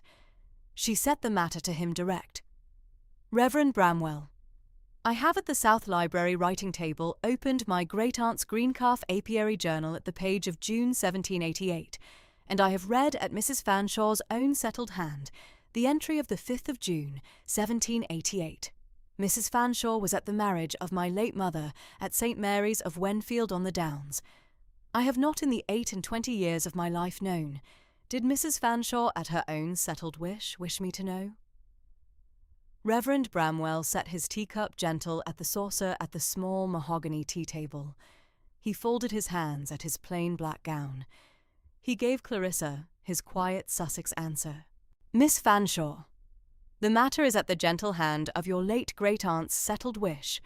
In our last conversation at her hand at the South Library at Wenfield Park in the soft November of 1819, at the close of the long autumnal decline Dr. Buxted had set down, Mrs. Fanshawe asked me at the gentle quiet of the afternoon to bring at her own settled hand to her small parsonage candle the entry of the 5th of June 1788, with her settled asking pardon. She named you her small parsonage candle. She asked me to lay the matter at your hand at the gentle Wenfield year of 1820. At the soft hour you should yourself find the entry at the South Library writing table. She wished the matter to come to you at your own hand at the journal, not at my own hand at the small parlour. I have kept the settled wish. Clarissa set her teacup gentle at the saucer at the small mahogany tea-table. The matter squared at the gentle close. The Reverend's last conversation with the late great-aunt of November 1819, and the entry of the 22nd of March 1820, and the settled asking pardon of the sealed letter of the 8th of November 1819, stood at one quiet anchor at her hand. She inclined gentle at the small mahogany tea-table. Reverend Bramwell, I thank you for the settled keeping of my great-aunt's wish. The matter is gentle laid. Reverend Bramwell inclined gentle. Miss Lavinia took up the cowper at her lap. Mrs. Hibbert came up to the south parlour at the close hour with the small dish of Wenfield's South Skep honey at the gentle Sussex Wednesday close. Mr. Brand walked Clarissa the home pasture at the Lady Day quarter day of the 25th of March, the plain ledger of the Wenfield quarter at his weathered hand, and named at the dry stone walls the spring quarter's rents of the South Downs tenants and the small settled income of the home pasture for the gentle hand of the new mistress at the Wenfield year. Mrs. Hibbert brought up the small leather case of the Fanshawe family pearls to the South Library writing table on the gentle morning of the 15th of April, opened the small brass clasp at the south sash, and laid out at the green baize the soft strand of 33 Sussex pearls Sir Roger Fanshawe had given his bride Mrs. Honoria at the marriage in the soft summer of 1786. The small Fanshawe initials were at the silver clasp at the gentle close. Mrs. Hibbert closed the small leather case at the gentle hand and set it at the small mahogany side table at the south wall by the south sash. The pearls were at the gentle keeping of the new mistress at the Wenfield year. The matter was a quiet good at the South Library writing table at the gentle hand of Clarissa Fanshawe at the soft Sussex April of 1820. The 6 parish school girls came up the gravel sweep at the Wednesday of the 12th of April at the second close of the morning, under Miss Lavinia's gentle care, in their plain wool pinafores and plain bonnets, with the small Sussex wildflower album the 6 small hands had set down at the parish school these 4 weeks past, a small brown paper book bound in plain twine with the gentle pressed sprigs of the South Down spring at the small pages, the early Sussex time of the dry stone walls, the gentle primrose at the orchard hedge, the small wild violet at the south wall, the soft Sussex cowslip at the home pasture, the early Sussex celandine at the parsonage rosemary, the gentle wood anemone at the South Library coppice. They laid the small wildflower album at the South Library writing table. Clarissa took up the small parcel Mrs. Hibbert had set down at the south wall, 6 small copies of Aesop's Fables in the soft Sussex brown calf binding, and gave each girl the small Aesop at her own gentle small hand. The girls inclined gentle, took the small Aesop at the small clasped hand, and walked down the gravel sweep at the gentle close hour. The late April days came soft at the South Downs.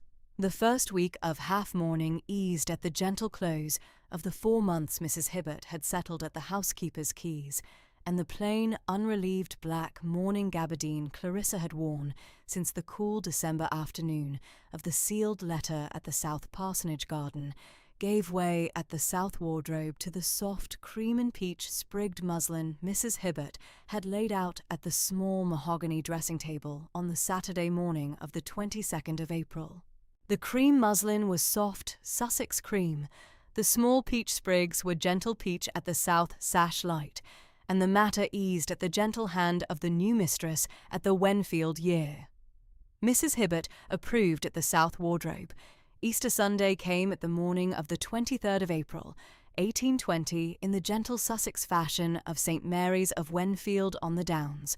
Clarissa rose at Wenfield Park at the soft hour, was dressed by Mrs. Hibbert at the small mahogany dressing table in the cream and peach, sprigged muslin with the small sprig of early Sussex time Mr. Brand had gathered at the dry stone wall at the home pasture, and set at the gentle bodice with the small mother-of-pearl pin, the small lace cap at the soft auburn hair, plaited at the nape, the small Fanshawe pearls at the gentle throat, and walked down the gravel sweep with Miss Lavinia at her gentle side to the small carriage at the south door, Mrs. Hibbert at the south porch inclined gentle.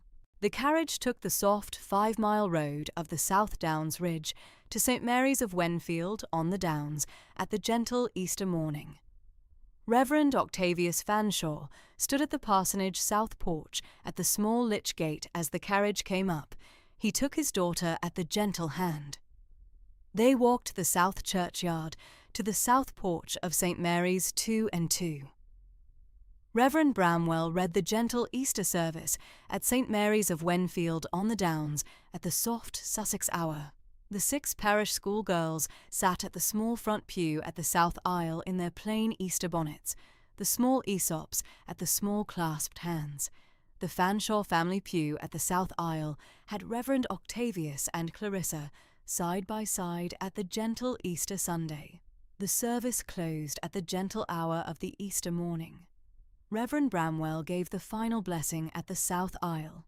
The congregation came out at the south porch of St. Mary's at the soft close of the service. Clarissa walked at her gentle father's side to the gentle stone of the south porch. Reverend Bramwell, at the plain black gown, stood at the south porch with another gentleman at his right hand. The gentleman was tall, lean 6'1", dark chestnut hair silvering at the temples, warm hazel eyes the colour of Sussex honey, gentle firm mouth, weathered Cambridge-trained skin, the silver ducal signet at the right hand, honey fawn morning coat over cream waistcoat. He inclined deeply at Clarissa's gentle approach. Reverend Bramwell stepped at the gentle Sussex pause and gave the settled introduction at the south porch of St. Mary's. Miss Fanshawe, His Grace, Sebastian Aubrey Halesfield, 6th Duke of Halesfield Castle 8 miles east on the South Downs Ridge above Petworth. The Duke is the lay patron of the Wenfield living and a Fellow of the Sussex Apiarian Society these 5 years past. Clarissa inclined gentle at the south porch. The Duke inclined deeply at the gentle Sussex return. He took his settled hat at the gentle hand and spoke at the soft Easter Sunday, close at the south porch in the quiet, Cambridge-trained Sussex tone. Miss Fanshawe, I had the gentle good at Halesfield to know your late great-aunt Mrs. Honoria Fanshawe at the South Library at Wenfield Park these 7 years past, from the year of my own father's death in 1812 to the close of November 1819. Mrs. Fanshawe was the considered Sussex apiarist at the South Skep year at the gentle hand of all our knowing.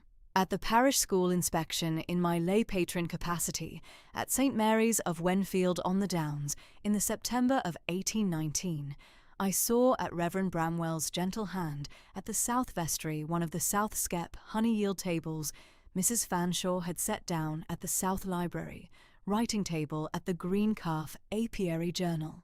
I am a Fellow of the Sussex Apiarian Society these 5 years past at Lewes. I had not, Miss Fanshawe, in my 8 years at Halesfield Castle, expected to see the Wenfield South Skep hand continue at the gentle South Downs year. I am gentle glad of the matter.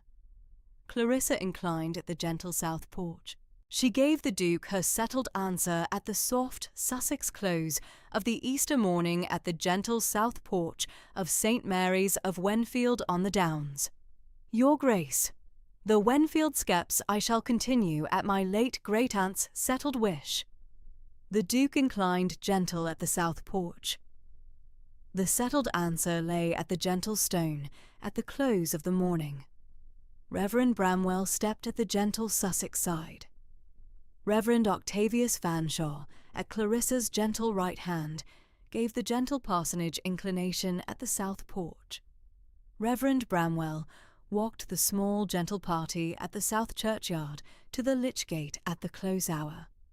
The gentle Easter Sunday morning of St. Mary's at the soft Sussex hand of the South Downs Ridge. The Duke took his small bay at the lich gate at the gentle hand of his groom. He inclined a last time at the lich gate, set his hat at the gentle close, and took the 8-mile road east to Halesfield Castle at the soft Easter morning. Reverend Bramwell inclined at the gentle south porch of the lich gate. He went back at the gentle close to the south aisle. Clarissa walked the gentle south churchyard back to the small carriage at the south porch with Mrs. Hibbert 3 paces behind in the plum bombazine at the soft Easter morning. Reverend Octavius walked at his daughter's gentle left hand. The 6 parish school girls in the plain Easter bonnets sat at the small front pew at the south aisle as the small Easter Sunday congregation closed at the gentle close. The matter of the south porch lay at Clarissa's gentle hand at the soft close of the Easter morning of the 23rd of April, 1820, at St. Mary's of Wenfield on the Downs. She did not say the matter at the south porch. She did not say the matter at the lych gate. She did not say the matter at the carriage. She kept the matter at the gentle Sussex silence of the soft Easter Sunday close, and the gentle South Downs ridge lay at the soft hour at the gentle hand of the Fanshawe house her own late mother had kept all her days at the parsonage south parlour. The settled rhythm of the spring of 1820 at Wenfield Park and at the parsonage at Wenfield on the Downs had its gentle close at the south porch of St. Mary's at the soft Easter Sunday morning, and the matter lay at her hand. On the gentle Saturday afternoon of the 6th of May, 1820, the Duke's carriage came up the gravel sweep at Wenfield Park in the soft South Downs light. Clarissa had been at the South Library writing table since the noon hour, the green calf apiary journal of 33 years open at the late April page, her own gentle italic recording the warm Sussex weather of the first cluster movement at Skep 5. Mrs. Hibbert at the south door had the lace cap settled and the plum bombazine fresh. Mr. Belfield at the south porch had the calling card salver at his weathered hand. The Duke handed down 4 persons of his family at the gravel sweep in the soft May light. The dark chestnut bay led aside at Mr. Brand's gentle right hand to the south stable.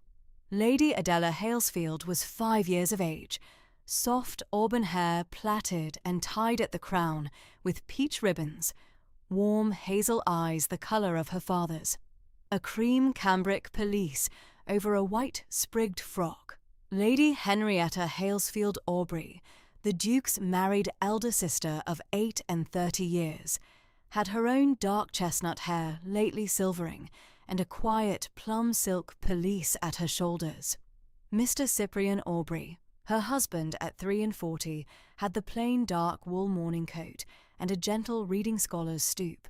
The Dowager Duchess of Halesfield at 66 had silver hair under a black lace cap and the soft morning bombazine she had kept these 3 years since her son the 5th Duke's burial.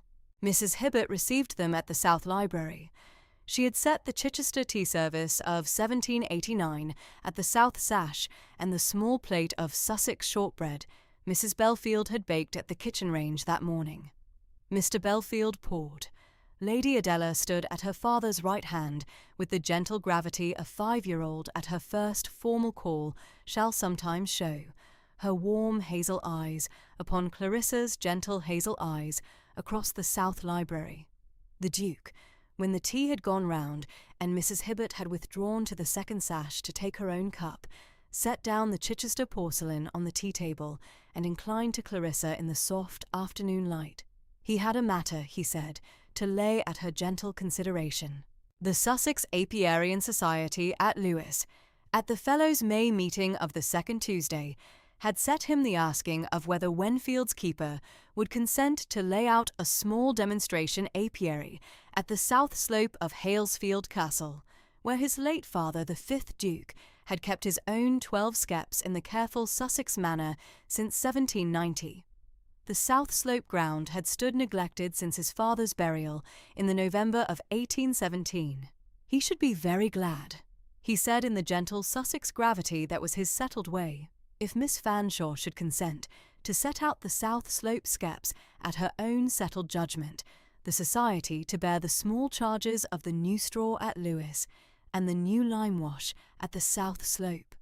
Clarissa, at the South Library writing table, where the green calf apiary journal lay open at the late April page, took the matter in gentle Sussex silence, the long moment a careful keeper shall take before she speaks of skeps.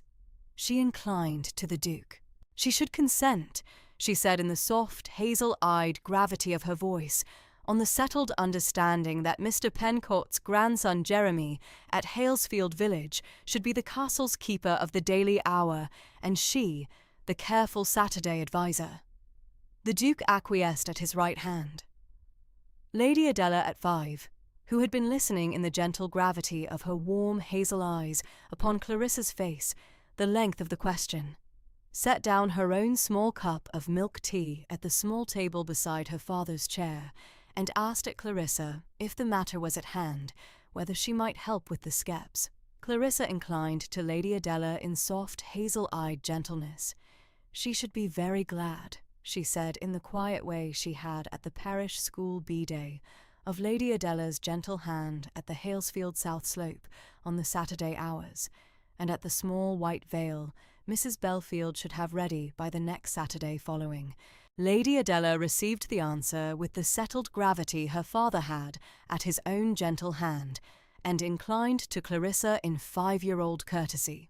The Dowager Duchess at the second sash, who had been at her own gentle observation of Clarissa the length of the tea-call, set down her cup at the south sash table, and observed in the quiet way of an old Sussex woman that the matter of the south slope at Halesfield had wanted Mrs. Fanshaw's careful keeper these 3 years.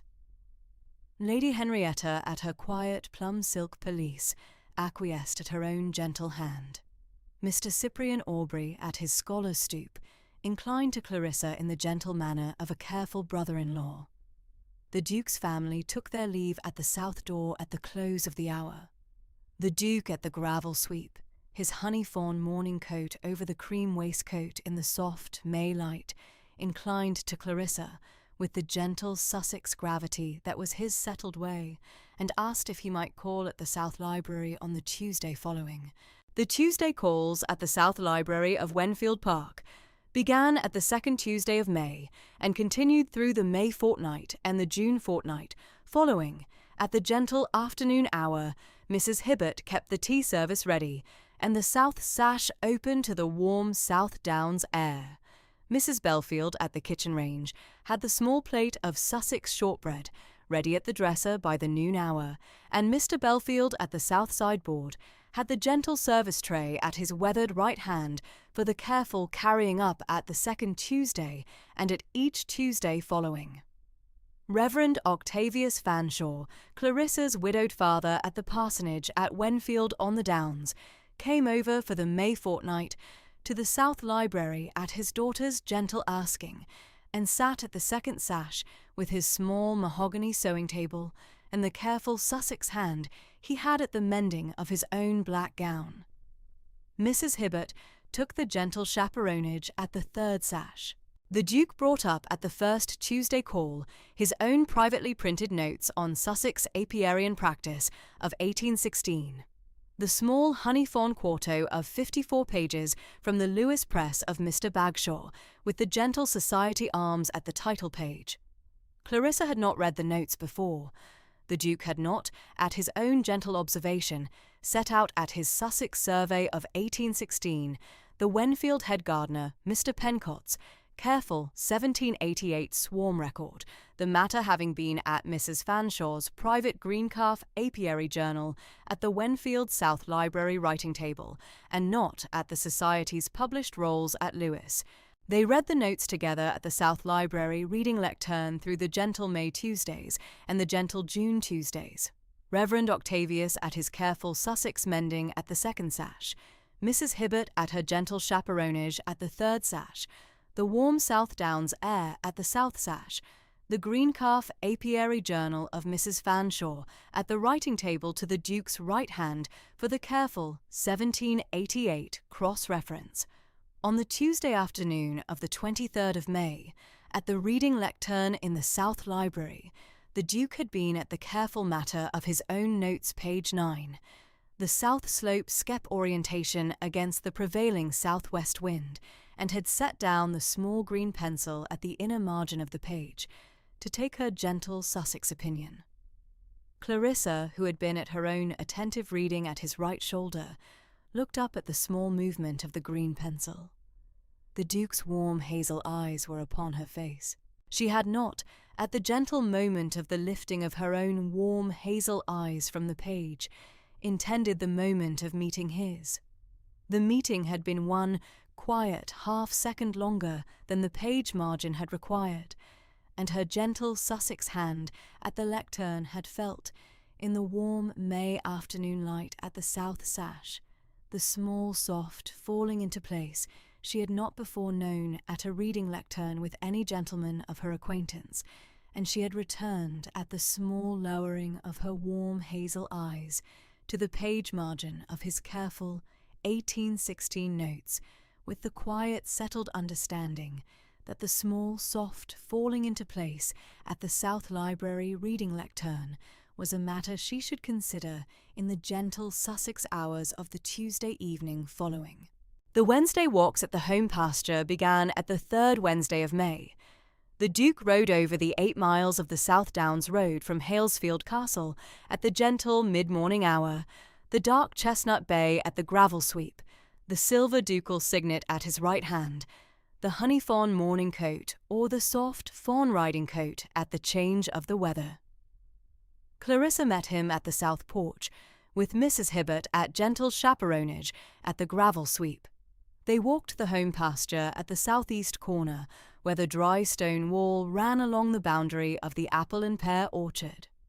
Mrs. Hibbert, at the gentle Sussex chaperonage of the morning hour, walked at the careful settled distance a Wenfield housekeeper had at her own gentle judgment, near enough at the dry stone wall for the small gentle propriety of the parish, and far enough for the careful Sussex conversation of the morning. On the Wednesday morning of the 7th of June, at the south-east corner of the home pasture by the dry stone wall, Clarissa pointed out at the gentle Sussex hour the wild thyme that had come into the soft, early summer purple-pink along the warm stones of the wall. The Duke, at the gentle observation of the wild thyme at the wall, knelt at his gloved right hand and gathered a small sprig of the late spring thyme between the careful fingers of his pale fawn riding glove. He stood at the dry stone wall in the soft June light. He gave the sprig of wild thyme at her gentle Sussex hand in the quiet that the South Downs morning had kept all the morning. Clarissa received the sprig at her own gentle right hand. She had at her plain, dark muslin morning dress the small linen pouch at the inner pocket where the small pencil-cleaning cloth of the apiary journal was kept, the cloth of unbleached parsonage linen Mrs. Belfield had hemmed for her at the kitchen range at Wenfield in the February. She placed the sprig of wild Sussex thyme at the small linen pouch in the soft, gentle gesture a careful keeper shall sometimes make. The Duke inclined at the dry stone wall in the gentle Sussex silence the morning had kept. At the close of the June fortnight, on the Tuesday afternoon of the 27th June, at the South Library, the Duke at the reading lectern set down his careful 1816 notes and inclined to Clarissa at her gentle right hand. He should be very glad, he said in the soft gravity that was his settled way, if Miss Fanshawe should consent to be at home to him at the south parlour of Wenfield Park at the gentle 3 o'clock hour of the Saturday afternoons through the month of July following, at Mrs. Hibbert's gentle chaperonage and at Reverend Octavius's own careful judgment, when he should be over from the parsonage. Clarissa acquiesced in the gentle Sussex gravity her late mother, Mrs. Sarah Lanesborough Fanshawe, had at her own settled way. The Saturday calls at the south parlour at Wenfield Park began at the first Saturday of July, at the gentle hour of 3 of the afternoon clock, and continued through the 4 Saturday afternoons of the month, Mrs. Hibbert at the second sash with her careful mending, the warm South Downs July air at the south sash, the small honey-fawn morning coat of the Duke at the south parlour chair, to Clarissa's right hand, the gentle Sussex tea service of 1789 at the small table between them. At 3 of the afternoon clock on Saturday the 5th of August, 1820, the Duke of Halesfield came up the gravel sweep at Wenfield Park in the warm South Downs light. Mrs. Hibbert at the south door had the lace cap settled and the plum bombazine fresh. Mr. Belfield at the south porch had the calling card salver at his weathered hand. The Duke was alone at the gravel sweep. the dark chestnut bay at Halesfield Village for the careful watering. He carried at his left hand the small green leather Cambridge Commonplace book his late father, the 5th Duke, had kept at Trinity in the years before 1790. Mrs. Hibbert took the gentle chaperonage at the 3rd sash of the south parlour and lowered her grey eyes at the careful, settled gesture a careful housekeeper shall sometimes make. The Duke set the small green leather commonplace book at the south parlour table at his right hand. He knelt at the parlour rug in the soft August light. He had not, when his late father, the 5th Duke, had first known Mrs. Fanshawe at the Wenfield Apiary subscription of 1808, foreseen this. He had loved her with what gravity he could, and with what patience the 4 months had required since the south porch of St. Mary's on Easter Sunday of the 23rd of April. I am asking now, on no other ground than that I have read the gentle italic of your apiary journal these 4 months, and known by Mrs. Fanshawe's 1788 entry that your hand is the next hand at the Bee-Skeps, to do me the honour of becoming the next Duchess of Halesfield. She had known him too short a time to be in love with him yet. He should not press her on that. I shall ask only that you consider the question at your own time, and if your settled answer is yes, I shall do my best at Halesfield Castle and the South Demonstration Apiary to deserve it. If her answer was no, his Tuesday and Wednesday and Saturday calls should continue undiminished, and the question should never be raised again. Clarissa sat at the south parlour chair in gentle Sussex silence. The long moment a careful keeper at the close of a Saturday afternoon shall take before she answers. She inclined to the Duke at the parlour rug. Your Grace, I shall. She rested her own gentle right hand at the small linen pouch at the inner pocket of her plain dark muslin morning dress, where the sprig of wild Sussex thyme of the Wednesday morning of the 7th June was still kept at the unbleached parsonage linen of Mrs. Belfield's careful hemming. I shall. And I should be glad of the small Tuesday apiary hour at the South Library to continue, by Lady Henrietta's settled wish, even after the wedding bells of Wenfield.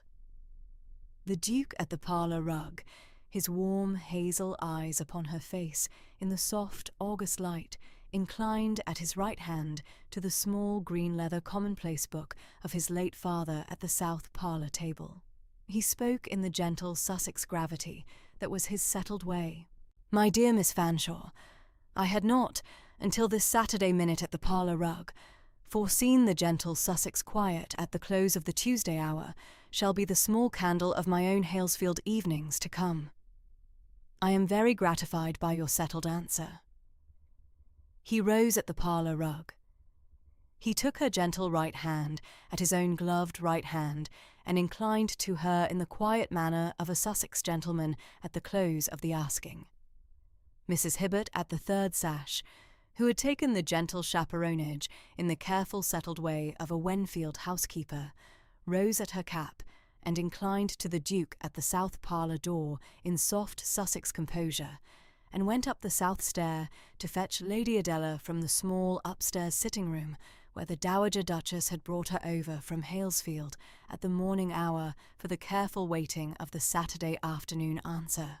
Lady Adela at 5 came down the south stair at Mrs. Hibbert's gentle right hand in the small white-sprigged frock and the soft auburn plaits tied at the crown with peach ribbons.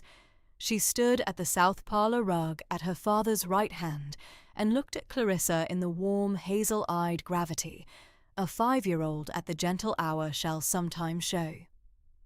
The Duke inclined to his daughter at the parlour rug.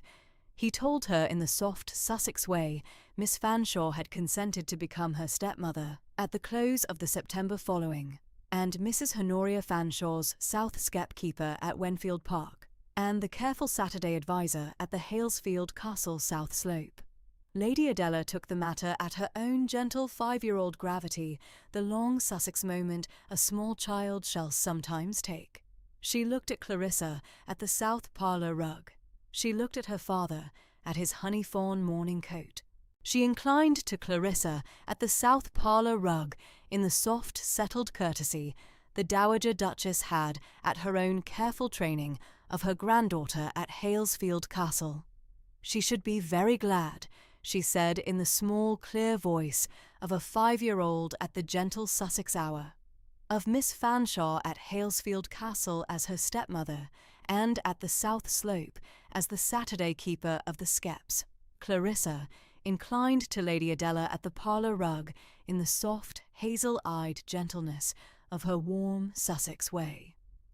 She had at her own gentle right hand the small white linen pouch where the sprig of wild Sussex thyme was kept, and she opened the small pouch at her own gentle right hand, and took out the sprig of late spring thyme and offered it at Lady Adela's small right hand.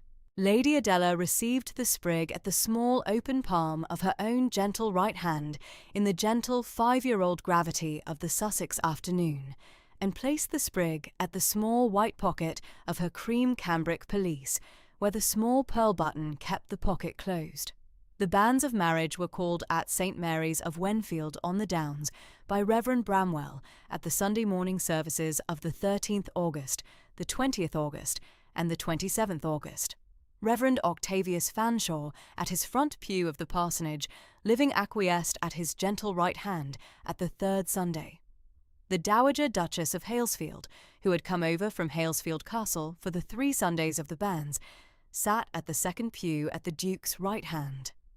Lady Henrietta Halesfield Aubrey and Mr. Cyprian Aubrey, her husband, sat at the second pew at the Dowager's left hand. At the gentle 10 o'clock hour of the morning clock, on Saturday the 9th of September, 1820, the wedding was held at St. Mary's of Wenfield on the Downs in the soft September light of the Sussex Parish Church. Reverend Bramwell at the parish living read the marriage service. Reverend Octavius Fanshawe sat at the front pew at the right of the aisle in his careful black gown. Mr. Raisbury, the Chichester solicitor, in his gold spectacles and his plain dark wool, gave the bride away at the south porch and walked her up the gentle aisle at his careful right hand.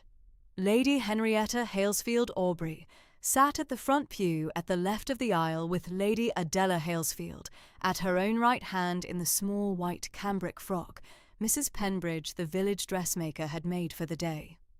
Mr. Cyprian Aubrey stood at the Duke's right hand at the chancel step in the plain dark wool coat the gentle Sussex morning had required. The Dowager Duchess of Halesfield sat at the second pew at the left of the aisle in her soft mourning bombazine. The bride was at a cream Sussex muslin morning gown of Mrs. Penbridge's careful village fashion, the small sprig of late summer Sussex thyme and the one white and cream rose of the south garden at the gentle bodice, the Fanshawe family pearls of Chichester, 1789, at her throat, the long ivory silk gloves at her gentle hands, and at the small inner pocket of the muslin morning gown, the small silver locket of her late mother, Mrs. Sarah Lanesborough Fanshawe, of the parsonage at Wenfield on the Downs. The Duke at the chancel step was at his honey-fawn morning coat over the cream waistcoat, the silver ducal signet at his right hand, his warm hazel eyes upon Clarissa's warm hazel eyes, the gentle moment the parish service had required. The wedding breakfast was held at the south dining room of Wenfield Park in the soft September light. Mrs. Hibbert at the lace cap and the plum bombazine had set the Chichester plate of 1789 at the long table. Mr. Belfield at the south sideboard poured the gentle Sussex cider Mrs. Belfield had brought up from the south cellar. Reverend Bramwell at the parish living took the gentle right-hand seat at the long table beside Reverend Octavius Fanshawe of the parsonage. The Dowager Duchess at the soft morning bombazine sat at the Duke's left hand. Lady Henrietta and Mr. Cyprian Aubrey sat at the Duchess's right hand. Lady Adela at her small white cambric frock sat at her stepmother's gentle right hand at the long table and kept the small sprig of late spring thyme at her white pocket through the gentle Sussex hour of the wedding breakfast. If you have stayed with me to the close of this story, I should be glad of one small word from you in the comments below. Tell me the county or the country you are listening from this evening, and one quiet kindness you have lately received that you have not yet had the chance to repay. If this story has been a comfort to your hour, do press the small bell beside the subscribe ribbon at this channel so that the next Whispers of Love story shall find you in its turn. Until then, be at your ease, and at your candle, and at your hour. Whispers of Love.